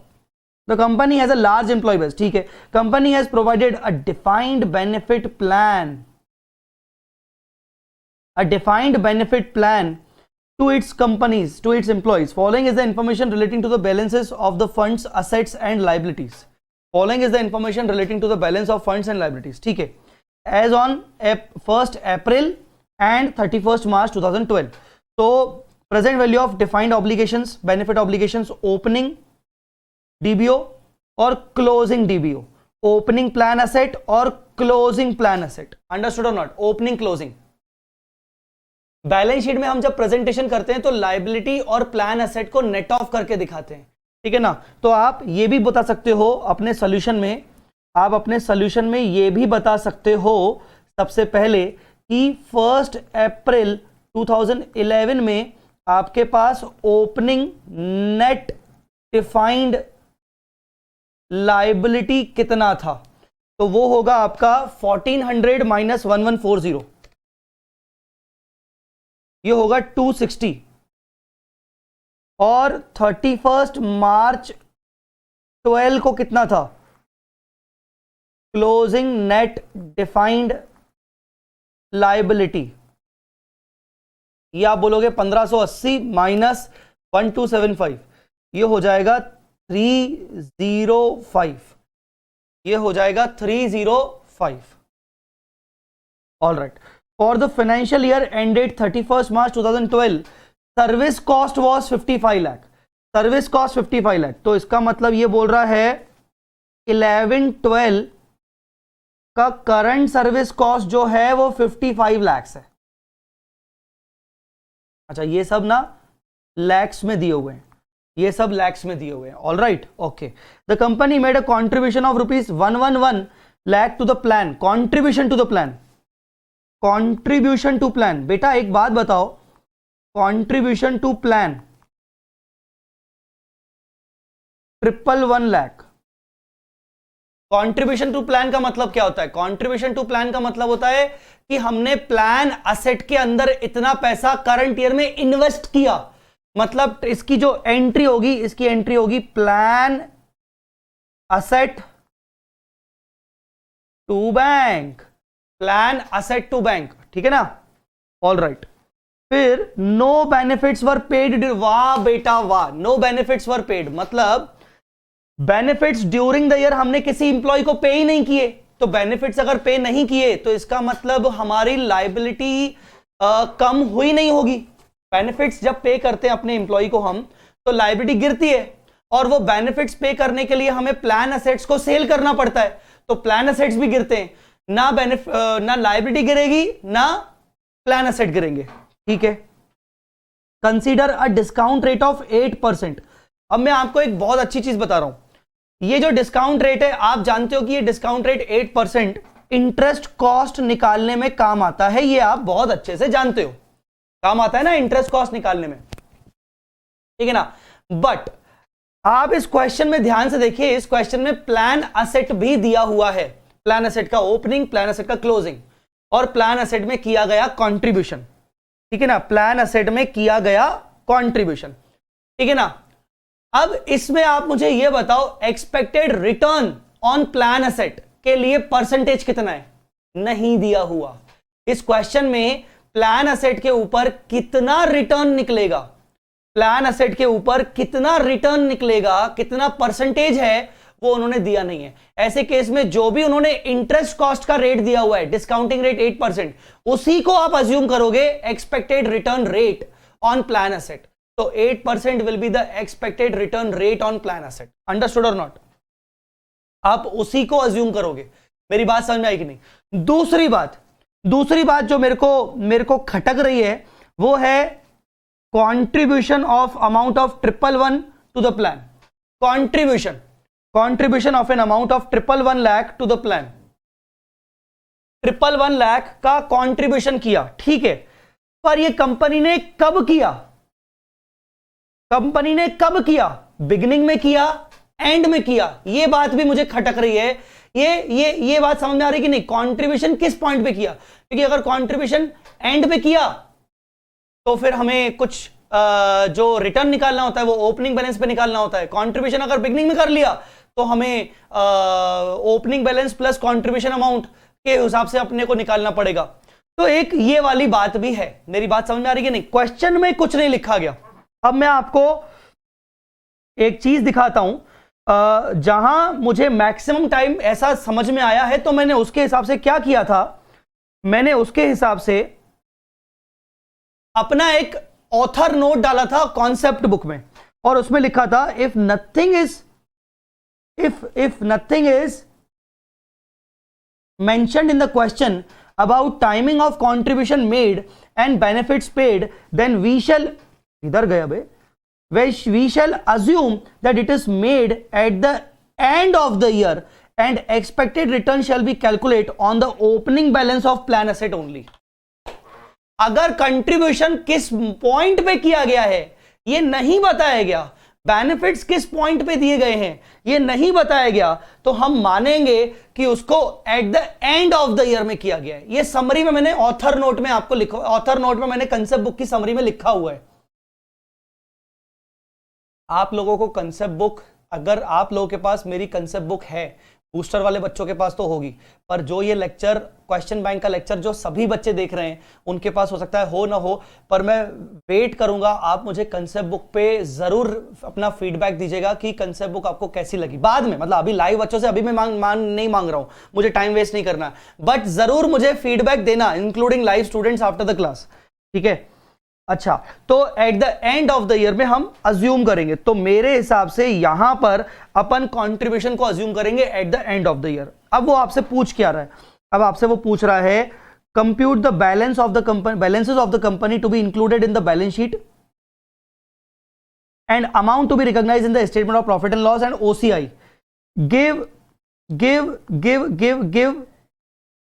Journal entry in respect of amount to be recognise. अब मैं आपको ये क्वेश्चन जानबूझ के सॉल्व करवा रहा हूं, हालांकि ये क्वेश्चन बहुत इजी है, हालांकि ये क्वेश्चन बहुत इजी है, पर मैं आपको जानबूझ के सॉल्व करवा रहा हूं. ठीक है ना. और सॉल्व करवाने के बाद मैं आपको इसके सॉल्यूशन से अपना सॉल्यूशन थोड़ा सा मैच करवाऊंगा. आंसर सेम आएगा बट मैं फिर भी मैच करवाऊंगा. टेक्निकली देखो, अगर आप डिफाइंड बेनिफिट ऑब्लिगेशन जो कि हमारी एक लाइबिलिटी होती है, अगर आप उसकी बात करें, अगर हम उसका एक स्टेटमेंट बनाएं, तो ओपनिंग कितना है, ओपनिंग कितना है 1400. इसके ऊपर आप क्या कैलकुलेट करोगे, इंटरेस्ट कॉस्ट कितना percent, 8%.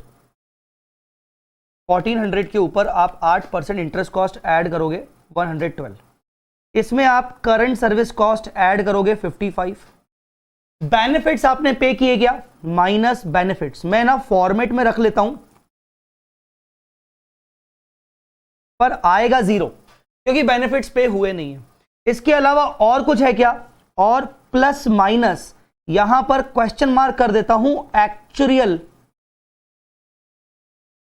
Gain oblique loss. Actual gain oblique loss मैंने प्लस माइनस कर दिया क्योंकि मुझे पता है इसका बैलेंसिंग फिगर निकलेगा.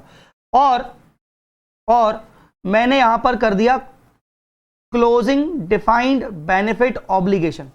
अब क्लोजिंग ऑब्लिगेशन कितनी है वो मेरे को दिया हुआ है 1580. क्लोजिंग ऑब्लिगेशन कितना है 1580. मैं आपको बता दूं कोई फॉर्मेट फिक्स नहीं है, मैं जो फॉर्मेट कर रहा हूं आप वो भी कर सकते हो, इंस्टीट्यूट ने जो फॉर्मेट किया वो भी कर सकता है. फॉर्मेट कोई फिक्स नहीं है. ठीक है ना. फॉर्मेट की बातें ऐसे चैप्टर में नहीं होती, फॉर्मेट की बातें होती हैं लाइक कंसोलिडेशन के चैप्टर में, वहां अपन कह सकते हैं कि हाँ सर हम कौन सा फॉर्मेट अप्लाई करें, क्या करें, बट आप यहां नहीं बोल सकते हो. ठीक है ना. 14,112 55 1567 माइनस 1580 ₹13 एक्चुअल लॉस हो गया. एक्चुअल लॉस हो गया मतलब यहां पर आप मुझे बताओ एक्चुअल लॉस आ रहा है 13 लाख का. आई थिंक 13 लाख का एक्चुअल लॉस आ रहा है. Balancing figure actual, sorry loss है बेटा, गेन नहीं है बेटा, गेन नहीं है, लॉस है. आपकी लायबिलिटी बढ़ रही है, देखो ना आपकी लायबिलिटी बढ़ रही है. 1400 प्लस 112 प्लस 55, आपकी लायबिलिटी थी 1567 पर हो गई 1580. 13 से लायबिलिटी बढ़ गई मिताली, 13 से लायबिलिटी बढ़ गई. लायबिलिटी बढ़ रही है तो आपका लॉस हुआ ना बेटे. ठीक है. अच्छा दूसरा, अब अपन बात करेंगे प्लान असेट की. अब अपन बात करेंगे प्लान असेट की. प्लान असेट में ओपनिंग बैलेंस कितना है भाई 1140 1275. हाँ ओपनिंग बैलेंस 1150. 1140, सॉरी 1140, इसमें ऐड करेंगे expected return at the rate of 8%। Sir मैं रिटर्न क्यों ऐड कर रहा हूं? क्योंकि ये पूरे साल भर 1140 आउटस्टैंडिंग रहा होगा, क्योंकि कंट्रीब्यूशन हमने ईयर एंड में किया होगा। तो 1140 इंटू 8%, ये आ गया आपका 91.2। मैं 0.2 भी लिख रहा हूं, मैं आपको ना कंपेयर करवाऊंगा सॉल्यूशन इंस्टीट्यूट से। फिर ऐड करेंगे कंट्रीब्यूशन, इसमें लिखेंगे अज्यूमिंग एट एंड में कंट्रीब्यूशन हुआ कितना 111 माइनस बेनिफिट्स पेड कुछ है ही नहीं, 0, ठीक है ना। क्लोजिंग बैलेंस कितना है 1275 क्लोजिंग बैलेंस दिया हुआ है 1275। तो यहां पर आपका बैलेंसिंग फिगर क्या आना चाहिए 1140 प्लस 91.2 प्लस 111, ये 1342 होना चाहिए, जबकि ये क्लोजिंग कम हो रहा है। तो अगेन माइनस होगा एक्चुअल लॉस, आपकी प्लान एसेट गिर रही है। टेक्निकली आप अगर 1140 91 और 111 को ऐड करोगे तो ये आपका आएगा 1342.2, जबकि आपका ये हो रहा है क्लोजिंग में फेयर वैल्यू 1275। तो आपका 67 रुपीज 0.2 से आपका प्लान एसेट गिर रहा है। तो ये हो गया आपका एक्चुअल लॉस। अब आप ध्यान से देखिए, ये आपके सब चीजें निकल गई।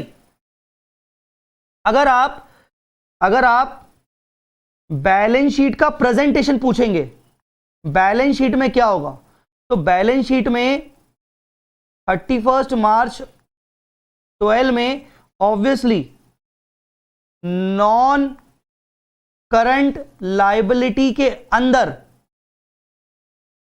लॉन्ग टर्म प्रोविजन के अंदर नेट डिफाइंड बेनिफिट लायबिलिटी दिखेगी कितनी, जो हम ऑलरेडी निकाल चुके हैं,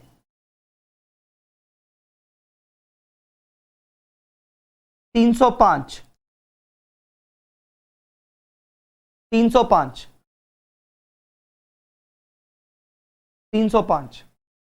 अगर आप पूछोगे सर पी एंड एल का प्रेजेंटेशन कितना है,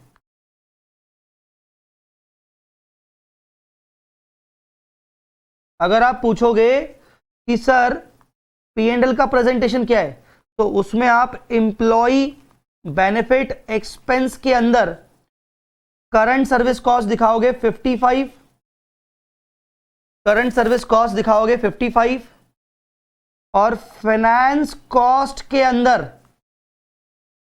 एक तो आपका ये 112 और माइनस आपका एक्सपेक्टेड रिटर्न 91.2।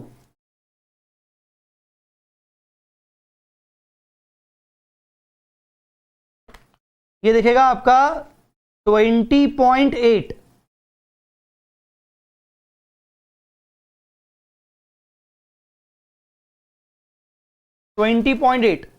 और अगर आप ओसीआई में पूछोगे तो ये आपका आएगा रीमेजरमेंट लॉस, ये आपके दोनों लॉस ऐड हो जाएंगे 13 और 67।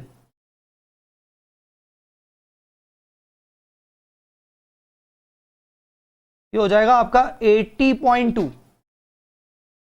समझा कि नहीं? 80.2 क्लियर। तो इन दिस वे हम इस तरीके से इसको दिखाएंगे। अब वो एक लास्ट चीज पूछ रहा है, जर्नल एंट्री। अब यार जर्नल एंट्री तो बहुत सारी होती हैं, चलो एक काम करते हैं, जर्नल एंट्री करके देखते हैं। मैं बहुत सारी जर्नल एंट्री होती है, मैं पहले डीबीओ के रिस्पेक्ट में आपको जर्नल एंट्री करके दिखाता हूं। देखो, current service cost debit 55, interest cost debit 112, ठीक है ना। फिर actual loss debit 13 to defined benefit obligation 55, 112 और 13, 180। ये तो हुई आपकी पहली एंट्री। दूसरी एंट्री अब अपन बात करते हैं दूसरी एंट्री पे। यस, अपन बोलेंगे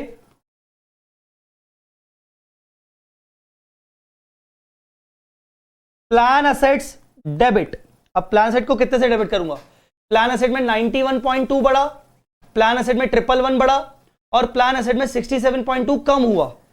तो 91.2 111 माइनस 67.2, तो प्लान असेट डेबिट हुआ 135 से। बच्चे पूछेंगे सर ये 135 कहां से आया? बाद में मत बोलना, मैं फिर से रिपीट कर रहा हूं। 91.2 से आपका प्लान असेट बढ़ा, 111 से आपका प्लान असेट बढ़ा, और 67.2 से आपका प्लान असेट गिरा। ठीक है ना? 2 एक्सपेक्टेड रिटर्न 91.2, अंडरस्टूड और नॉट? Expected return 91.2।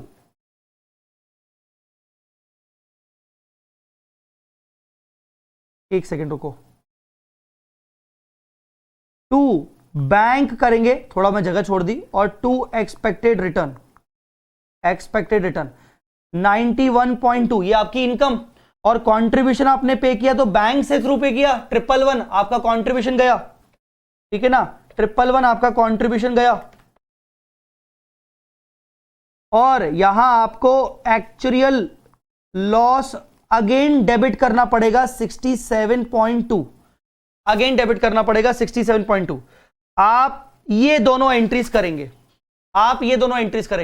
अब आईसीएआई ने क्या किया है? आईसीआई ने सिंगल एंट्री पास की है। सिंगल मतलब कंबाइंड एंट्री पास की है। सिंगल एंट्री मतलब कंबाइंड। आईसीआई ने इस एंट्री को भी साला कंबाइन कर लिया। बाप रे बाप, कैसे? उन्होंने बोला देखो सीएससी तो लिख लो पूरा को पूरा, करंट सर्विस कॉस्ट डेबिट 55। इन्होंने बोला इंटरेस्ट कॉस्ट तुम्हारा 112 है और एक्सपेक्टेड रिटर्न तुम्हारा 91.2 है, तो इसको नेट कर दो, नेट इंटरेस्ट दिखाओ। तो उन्होंने बोला भाई नेट इंटरेस्ट कॉस्ट डेबिट कर दो, 112 माइनस 91.2, ये हो गया 20.8। ठीक है, ये कट गया। फिर उन्होंने बोला एक्चुअल लॉस 13 और एक्चुअल लॉस 67.2 दोनों को ऐड कर दो। एक्चुअल लॉस 13 और 67.2, ये हो गया उन्होंने 80.2। ठीक है, फिर उन्होंने बोला भाई 2 बैंक तो कर ही दो, क्योंकि बैंक को तो कहीं कट ही नहीं रहा। ठीक है, ये भी काट दो, ये भी काट दो।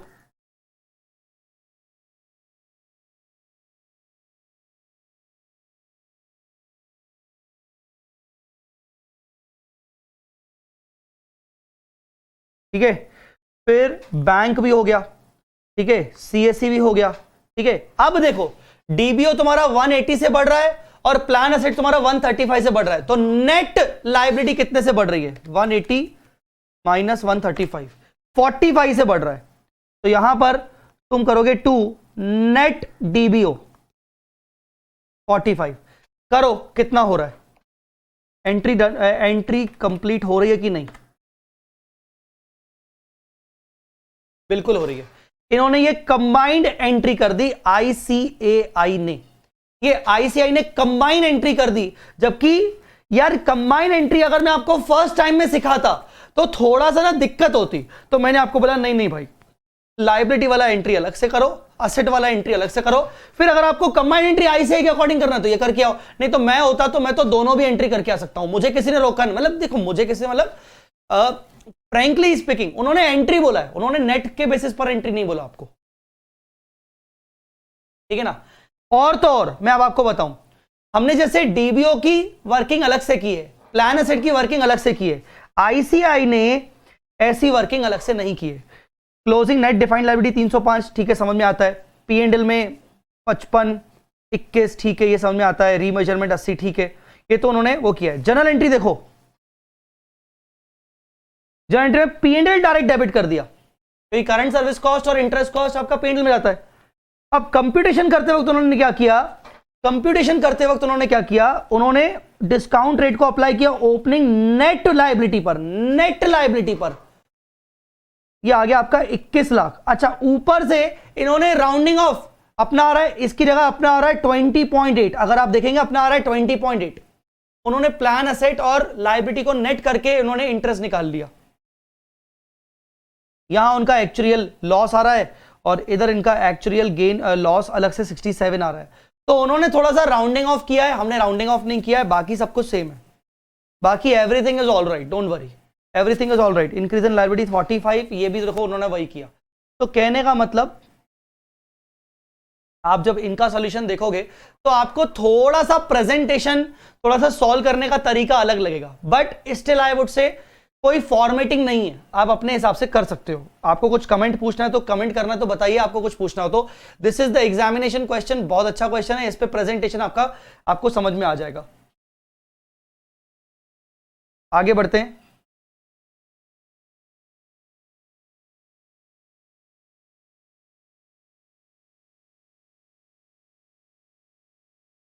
अब ये हो जाएगा आपका क्वेश्चन नंबर 6, और ये क्वेश्चन मैं आपको नहीं करवाऊंगा, ये था आपका similar to question 1।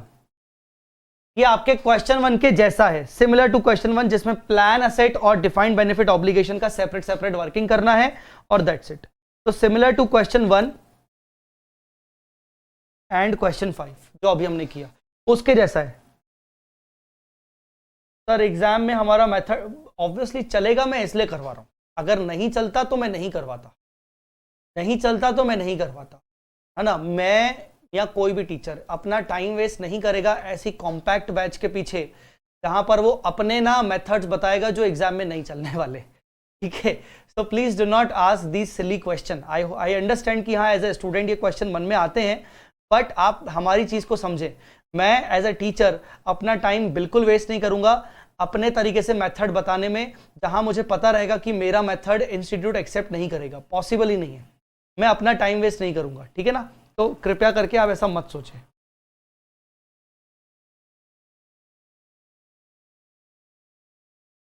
Question number 6 similar to question number 1 and question number 5।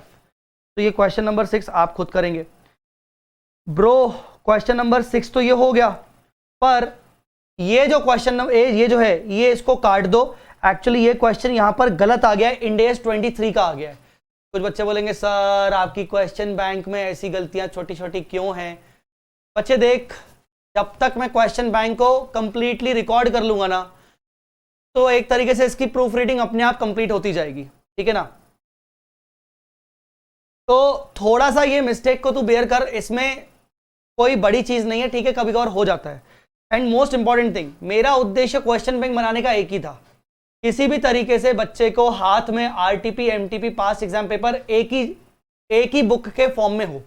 तो मैंने, अगर तुम मुझसे रियली में पूछो कि सर आपने क्वेश्चन बैंक के ऊपर मेहनत की है क्या, तो मैं आपको बोलूंगा मैंने मेहनत नहीं की है, मैंने सिर्फ आपको कंपाइल करके दिया है। And this is the reason I am not charging so much money for this question bank compiler right now. If you can see right now the compiler is only of 399, 400 रुपए का है। I am just asking you for the cost I have incurred, है ना।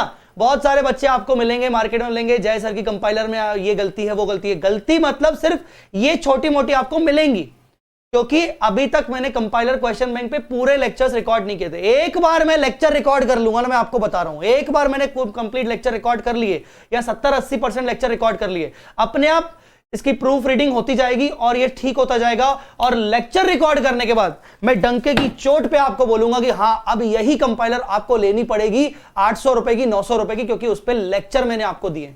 तो मैं आपको simply कह रहा हूं, बहुत मेरी मेहनत इस पे नहीं है, मैंने इस बुक के ऊपर कंपाइल करते वक्त मेहनत नहीं की है। मेहनत मैं अब कर रहा हूं इसके ऊपर लेक्चर रिकॉर्ड करके, है ना। तो जब तक मेरी मेहनत नहीं है तब तक मैं ये बुक सेल कर रहा हूं 399 में। देख लो जाके वेबसाइट पर। जिस दिन मेरे लेक्चर रिकॉर्ड हो गए 50-60% के ऊपर, है ना, मैं तब अपना मेहनत का पैसा चार्ज करूंगा। सिंपल सी बात है, तब मैं अपना मेहनत का पैसा चार्ज करूंगा। अभी मैं चार्ज कर रहा हूं सिर्फ अपनी प्रिंटिंग कॉस्ट बच्चों से, और प्रिंटिंग कॉस्ट चार्ज कर रहा हूं वो मेरा अधिकार है, क्योंकि मैं आपको कंपाइल करके दे रहा हूं। बाकी मार्केट में बच्चे क्या बोलते हैं क्या नहीं बोलते हैं उससे अपने को फर्क नहीं पड़ता है, हटाओ। ये क्वेश्चन काट दो, इंडेस 23 का क्वेश्चन है, हटाओ। 7 नंबर, हाँ आ जाओ, ये क्वेश्चन भी आप एग्जाम के लिए कर सकते हो, है ना। और ये क्वेश्चन है अपना शॉर्ट टर्म कॉम्पनसेटेड एब्सेंस के ऊपर। मैं आपको पहले कॉन्सेप्ट समझा दूं, हालांकि मैंने बूस्टर वाले बच्चों को समझा दिया है। शॉर्ट टर्म कॉम्पनसेटेड एब्सेंस में क्या होता है, आपको छुट्टियां अलाउ होती हैं, पेड लीव्स जिसको बोलते हैं, आपको छुट्टियां अलाउड होती हैं, आपको पेड लीव्स अलाउड होती हैं, मतलब आप छुट्टियां करोगे तो भी आपका सैलरी नहीं कटेगा, कुछ लिमिटेड आपको पेड लीव्स होती हैं अलाउड।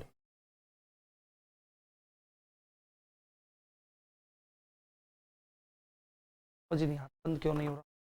तो वो पेड लीव्स जो आपको अलाउड होती हैं, जो पेड लीव्स आपको अलाउड होती हैं, अगर आपने उन लीव्स पे भी काम किया तो कहीं ना कहीं आपने कंपनी के लिए एक्स्ट्रा काम किया, और वो लीव्स आपकी नेक्स्ट पीरियड में कैरी फॉरवर्ड हो रही है क्या, आपको ये देखना है। जैसे मुझे साल भर में 10 लीव्स अलाउड है,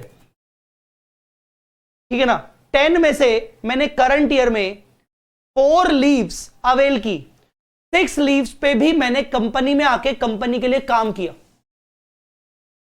मैंने 10 में से 4 छुट्टियां ली और 6 छुट्टियों पे मैंने कंपनी के लिए काम किया, इससे कंपनी को एक्स्ट्रा बेनिफिट हुआ 6 दिन का।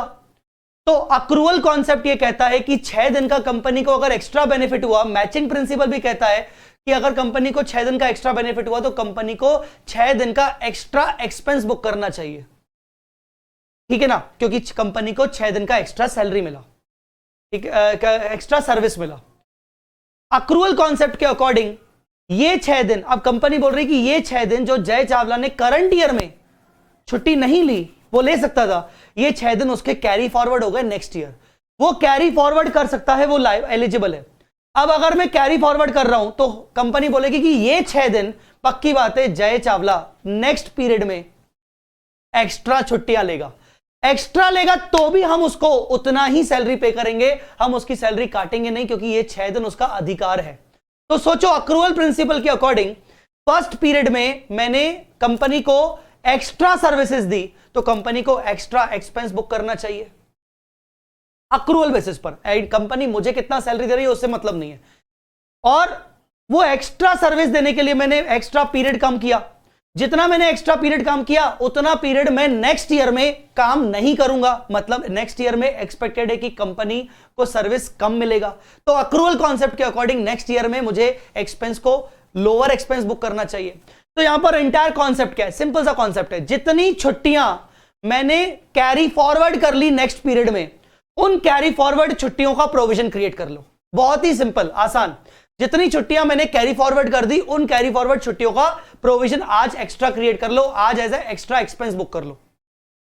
अब इसमें एक और चीज एड ऑन करूंगा, जितनी छुट्टियां मैं कैरी फॉरवर्ड कर रहा हूं उसमें प्रोविजन क्रिएट करने से पहले यह चेक कर लो कि ये पूरी की पूरी नेक्स्ट ईयर अवेल करूंगा कि इसमें से मैं कितना अवेल करूंगा। मतलब आप उसका एस्टिमेशन लगाओ कि अगर मैंने 6 हॉलीडेज कैरी फॉरवर्ड किए तो 6 में से क्या लगता है 6 से सारे के सारे 6 हॉलीडेज को मैं अगले साल अवेल करूंगा कि 6 में से मैं 80%, 40%, 50% कितना अवेल करूंगा, उसके बेसिस पे प्रोविजन क्रिएट कर। अंडरस्टूड और नॉट क्लियर? तो यहां पर इस क्वेश्चन में अगर आप देखेंगे, mister Niranjan is working for infotech limited, consider the following particulars. Annual salary 30 lakh, दोनों ईयर्स में उसकी दोनों साल में सैलरी कितनी है 30 lakh. Working days during the year 300, तो कायदे से 30 लाख डिवाइडेड बाय 300, इसका per day salary average per day salary कितना होता है 10,000। एवरेज पर डे सैलरी कितना होता है 10,000। लीव अलाउड कितने हैं 10, जबकि लीव टेकन कितना हुआ 7, इसका मतलब मैंने कैरी फॉरवर्ड कितना किया 3। तो जनरल रूल यह है कि जितनी कैरी फॉरवर्ड कर रहे हो उतने का एक्स्ट्रा खर्चा मैं करंट ईयर में बुक करूंगा, क्योंकि 3 छुट्टियां मैं कर सकता था पर मैंने 3 छुट्टियों पे भी कंपनी के लिए काम किया तो कंपनी को एक्स्ट्रा एक्सपेंस बुक करना चाहिए। ये जनरल रूल है। पर इसमें एक और चीज ध्यान रखनी है कि ये 3 छुट्टियां जो कैरी फॉरवर्ड हो रही हैं, क्या ये पूरी की पूरे अगले साल लगता है क्या कि मिस्टर निरंजन इनको यूज कर लेगा? मुझे लगता है कि 3 में से सिर्फ 2 यूज कर पाएगा, तो मुझे सिर्फ 2 ही हॉलीडेज का करंट ईयर में एक्सपेंस बुक करना है। तो आपको कैरी फॉरवर्ड के ऊपर टारगेट करना है सबसे पहले, और कैरी फॉरवर्ड में भी आपको चेक करना है क्वेश्चन में कि भाई कंपनी का कोई एस्टिमेशन है क्या कि जितनी कैरी फॉरवर्ड हुई है उनमें से कितनी अवेल की जाएंगी। हाँ एस्टिमेशन है, तो आप उस एस्टिमेशन के बेसिस पे कैरी फॉरवर्ड का प्रोविजन क्रिएट करेंगे। आई एम होपिंग कि you are getting my point. तो यहां पर 3 डेज लिखा है। नेक्स्ट ईयर में आप देखो ध्यान से, लीव अलाउड 10 और टेकन कितना है 13। मतलब आपको क्वेश्चन ही बता रहा है कि ये तो हमें अंदाजा लग रहा है, मतलब नेक्स्ट ईयर में हो भी गया, मतलब हमें अंदाजा लग रहा है कि वो 3 के 3 पूरे के पूरे हॉलीडेज अवेल करेगा। बात खत्म। मैं पूरे के पूरे 3 डेज का एक्स्ट्रा प्रोविजन क्रिएट करूंगा। Based on past experience infotech limited assumes mister Niranjan will avail unutilise. ये देखो दिया भी हुआ है, based on past experience Niranjan will avail unutilized leaves of 3 days of 10-11 in 11-12। यहां वो लिख सकता था कि based on past experience Niranjan will avail 2 days out of 3 days in the next year। तो हम 2 days का प्रोविजन बनाते। समझ में आया कि नहीं? Infotech contends that it will record 30 lakh as employee benefit expense in each year of service 10-11 and 11-12, stating that leaves will in any case be utilized। Comment on the account। Infotech बोल रहा है हम तो first year में भी 30 लाख करेंगे, second year में भी 30 लाख का एक्सपेंस बुक करेंगे। भले फर्स्ट ईयर में हमें 3 डेज का एक्स्ट्रा सर्विस मिला है, पर वो कहीं ना कहीं नेक्स्ट ईयर में 3 डेज लोअर सर्विस मिलेगा, तो वैसे भी वो कॉम्पेंसेट होना है, तो 30-30 नहीं। ये अक्रूवल कंसेप्ट के बिल्कुल खिलाफ है, ये गलत है। आपको करंट ईयर में 3 डेज का एक्स्ट्रा सर्विस मिला है, तो आपको करंट ईयर में 3 डेज से एक्स्ट्रा सैलरी बुक करनी चाहिए। भले आप पे निरंजन को 30 कर रहे हो और नेक्स्ट ईयर में आप जानते हो कि आपको 3 डेज का सर्विस कम मिलने वाला है, तो नेक्स्ट ईयर में आप लोअर एक्सपेंस बुक करोगे। सिंपल सा कॉन्सेप्ट हो। तो फर्स्ट ईयर में हम 30 लाख का तो बुक करेंगे ही करेंगे सैलरी, प्लस एडिशनल जो सैलरी बुक होगा वो 10,000 इंटू 3।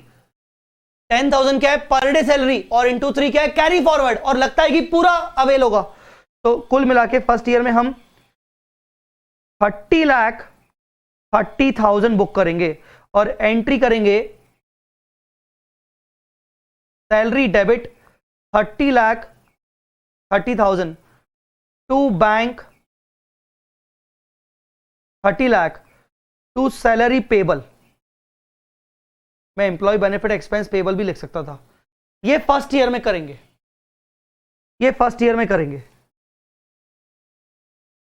सेकेंड ईयर में हालांकि सैलरी तो 30 लाख है,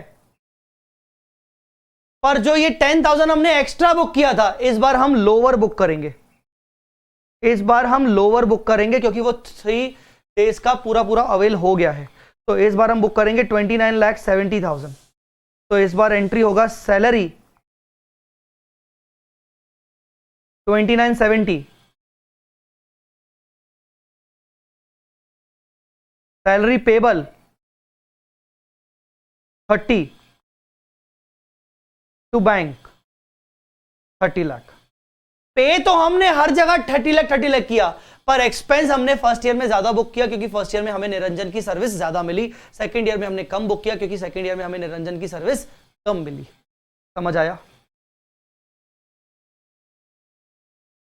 इस मिस्टर निरंजन के जैसा आपको इंस्टीट्यूट के मॉड्यूल में ऐसा एक क्वेश्चन दिख जाएगा, आप करके जाइएगा।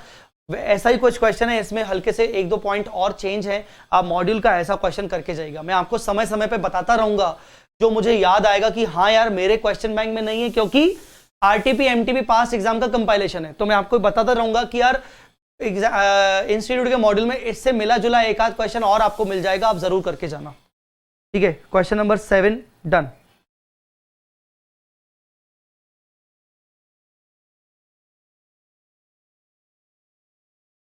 अब आते हैं क्वेश्चन फ्रॉम पास्ट एग्जाम में क्वेश्चन कौन सा आया है देखें, 8 नंबर क्वेश्चन। पास्ट एग्जाम में क्वेश्चन कौन सा आया है वो देखें, 8 नंबर क्वेश्चन। बहुत आसान क्वेश्चन है, कुछ खास नहीं है, पढ़िए एक बार please.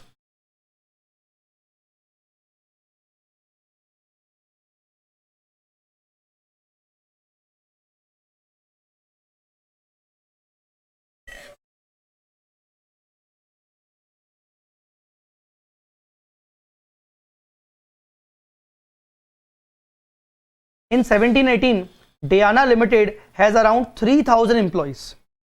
As per the company policy, the employee are given 30 days of privilege leaves. 30 days of privilege leaves. 30 days of privilege leaves. अच्छा, उसको 30 डेज का प्रिविलेज लीव मिल रहा है पर year, 12 days of sick leave मिल रहा है उसको, and 12 days of casual leave मिल रहा है। वाह, 30 days privilege leave, 12 days sick leave, 12 days casual leave. Out of total PL SL 10 PL, ये पॉइंट इंपॉर्टेंट है, out of total PL SL 10 PL and 5 SL can be carry forward to next year. Can be carry forward. Target किस पे करना है? Carry forward पे करना है। Simple, बहुत आसान है, आपको कैरी फॉरवर्ड जितना हो रहा है उस पे टारगेट करना है, ठीक है ना, कैरी फॉरवर्ड। अब इसमें भी डिटेल में जाएंगे तो कैरी फॉरवर्ड जितना हो रहा है वो तो ठीक है, पर उस कैरी फॉरवर्ड में से कितना एक्सपेक्टेड है कि सामने वाला अवेल कर लेगा, उस पे रियली में प्रोविजन बनाना है। तो सबसे पहले तो कैरी फॉरवर्ड मिल गया कि भाई 10 PL और 5 SL कैरी फॉरवर्ड होंगे, मतलब कैजुअल लीव कैरी फॉरवर्ड नहीं होगी, तो कैजुअल लीव पे आपको प्रोविजन क्रिएट नहीं करना है जो कैरी फॉरवर्ड नहीं हो रहा, ठीक है। On the basis of past trend बता रहा है, अब देखो, it has been noted that 1000 employees will take 5 days of PL and 2 days of SL।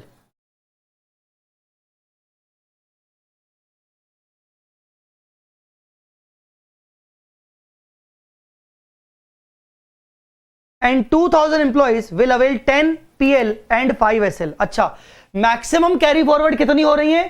10 PL और 5 SL। उसमें से 3000 एम्प्लॉइज में से 1000 एम्प्लॉइज ऐसे हैं जो उन कैरी फॉरवर्ड में से 10 PL की कैरी फॉरवर्ड में से सिर्फ 5 को ही अवेल करेगा, और 5 SL जो कैरी फॉरवर्ड हो रही है उसमें से वो सिर्फ 2 ही अवेल करेगा, और बाकी 2000 एम्प्लॉय ऐसे हैं जो सबके सब अवेल करेंगे। तो हमें एस्टिमेशन मिल गया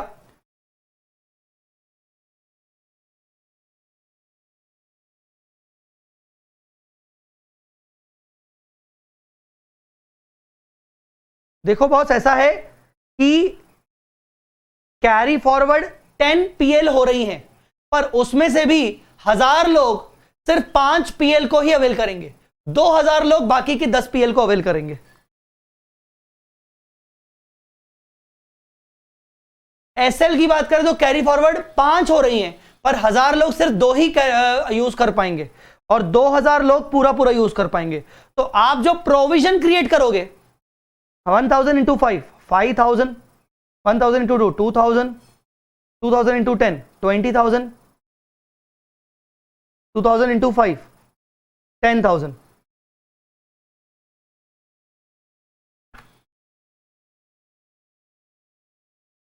$37,000 मैन डेज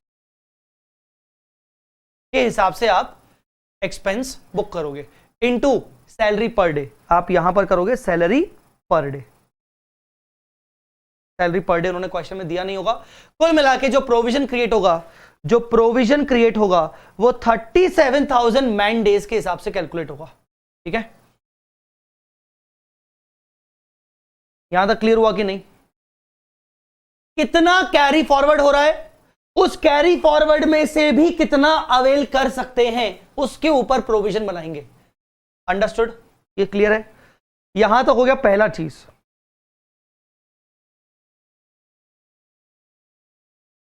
इधर से लेकर इधर तक आपका पहला है। अब ऑल्सो से लेकर यहां तक आपका दूसरा है, ठीक है। Also the company has been incurring profits since incorporation, company शुरू से प्रॉफिट्स में है. It has been decided in 1718 to distribute the profit to employees at 8% during the year. However, due to the employee turnover in the organization, expected payout is to be 7%. Profit earned during the year is 12,000. ठीक है ना? 12,000 का 7%. Profit sharing and bonus plan, वो भी आप expense book करोगे. दो condition होनी चाहिए. क्या? एक तो आपका कॉन्ट्रेक्चुअल ऑब्लिगेशन या कंस्ट्रक्टिव ऑब्लिगेशन, दूसरा रिलायबल एस्टिमेट कि ये सर्टेन टू बी पेड होगा. तो ये आप अपना एक्सपेंस बुक करोगे. तो कितना आ रहा है? 840 का आपका एक्सपेंस होगा जो कि आपके पीएनएल में जाएगा. सिंपल. 840 का एक्सपेंस होगा जो कि आपके पीएनएल में जाएगा. अब यहां से आपका तीसरा क्वेश्चन शुरू हो रहा है.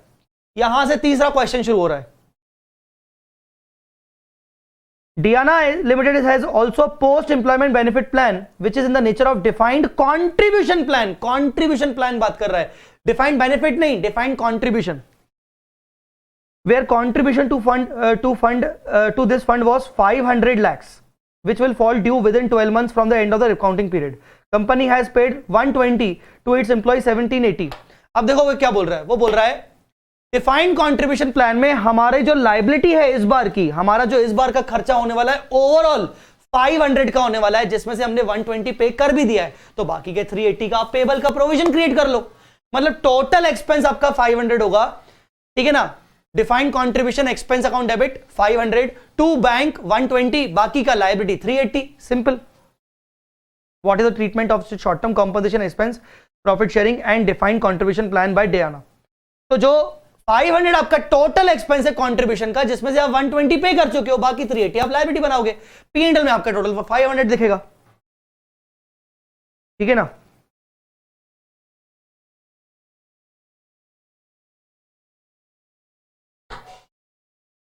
Where the employee has rendered service to an entity during the company shall recognize the contribution payable to the defined contribution plan under 19380 may be recognized as liability after deducting the account contribution already paid. However, if the contribution already paid would have exceeded the contribution due for service before the end, entity shall recognize the excess as an asset. ये बोल रहा है मान लो 500 में से मैंने 600 पे कर दिए होते. अभी मैंने 500 में से 120 पे किए ना, मैंने अगर 600 पे कर दिए होते तो मैंने एक्स्ट्रा जो प्रीपेड एक्सपेंस है मैं उसको एज अ असेट दिखाता 100 का. अभी मैं उसको लायबिलिटी दिखाऊंगा और दूसरा उसका इफेक्ट 380 का एक्सपेंस दूंगा. पर सर आपने एक्सपेंस तो 500 बोला, पीएनएल में फाइनली जाएगा 500. ये एंट्री बोल रहा है सिर्फ 380 की होगी क्योंकि 120 ऑलरेडी पे हो चुका है तो एंट्री हो चुकी होगी. तो 120 जो है ऑलरेडी पे हो चुका है तो उसकी एंट्री हो चुकी होगी. अब बस 380 बचा है तो इसकी एंट्री क्या करेंगे? Employ benefit expense account debit to employ benefit expense payable. ये क्वेश्चन इतना आसान था. समझ में आया? तो दिस इज द क्वेश्चन. आप देखोगे नवंबर 20 में, मतलब मई 19 में 5 मार्क्स, अब नवंबर 20 में सेम डिट्टो सेम क्वेश्चन आ गया. वहां डियाना लिमिटेड था, यहां डायमंड लिमिटेड कर दिया. आप देखोगे सेम. देखो privilege leaves, sick leaves 10 carry forward हुई, 5 कैरी फॉरवर्ड हुई, 200 एम्प्लॉय ये करेंगे, 800 एम्प्लॉय ऐसा करेंगे. आगे आगे आगे और क्या है? कंपनी प्रॉफिट अर्न कर रही है तो कंपनी डिस्ट्रीब्यूट करेगी प्रॉफिट एम्प्लॉयज को 4%. आगे डिफाइंड कंट्रीब्यूशन प्लान है 200 करोड़ का, जबकि उसमें से हमने 40 करोड़ पे कर दिए हैं. पूरा का पूरा वैसा. तो सिमिलर क्वेश्चन हो गया ये, सिमिलर टू क्वेश्चन नंबर 8. खत्म. कुल मिला के आपका क्वेश्चन बैंक खत्म हो गया. क्वेश्चन बैंक खत्म हो गया.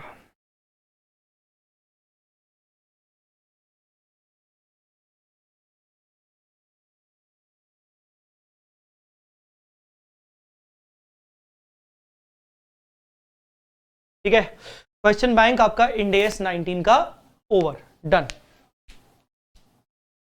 चलिए आपके जो भी डाउट होंगे मैं डाउट्स को एंटरटेन करना चाहूंगा हमारे ग्रुप पे, बूस्टर बैच वाला जो ग्रुप है, या फिर अगर ये लेक्चर क्वेश्चन बैंक वाले लेक्चर अगर बच्चे पूछ रहे हैं तो आप ये डाउट्स हमारे जो जनरल टेलीग्राम ग्रुप है उस पर पूछ सकते हैं. मैं क्लास में ये डाउट्स वगैरह आपसे लाइव बच्चों से एंटरटेन अभी ज्यादा इसलिए नहीं करना चाह रहा हूं क्योंकि हमारे पास वैसे ही बहुत ही कॉम्पैक्ट, बहुत ही लिमिटेड टाइम है चीजों को मैनेज करने के लिए। तो मैं जो भी आपके छोटे मोटे डाउट्स होंगे वो आप हमें ग्रुप पे पूछिए, टेलीग्राम ग्रुप्स वगैरह जो हैं उस पे पूछिए और उस पे जरूर हम एंटरटेन करेंगे, ठीक है। एनीवेज, फिर भी ये भी हमारा क्वेश्चन बैंक कंपाइलर हो चुका है। Now what we are going to do currently, अब हम अपना नेक्स्ट टॉपिक शुरू करेंगे, ठीक है ना। अच्छा, सबसे पहले मैं क्वेश्चन बैंक वाले लेक्चर के लिए मैं अभी एक फॉर्मल अनाउंसमेंट कर दूं कि यस, क्वेश्चन बैंक का लेक्चर अभी हो गया खत्म। हम यहीं पर क्वेश्चन बैंक के लेक्चर को कर रहे हैं एंड, ठीक है ना, क्योंकि मुझे क्वेश्चन बैंक के लेक्चर्स को सेपरेट एडिट करना है और बूस्टर कॉन्सेप्ट को मुझे सेपरेट एडिट करना है। तो क्वेश्चन बैंक हो गया यहां पर खत्म, थैंक यू।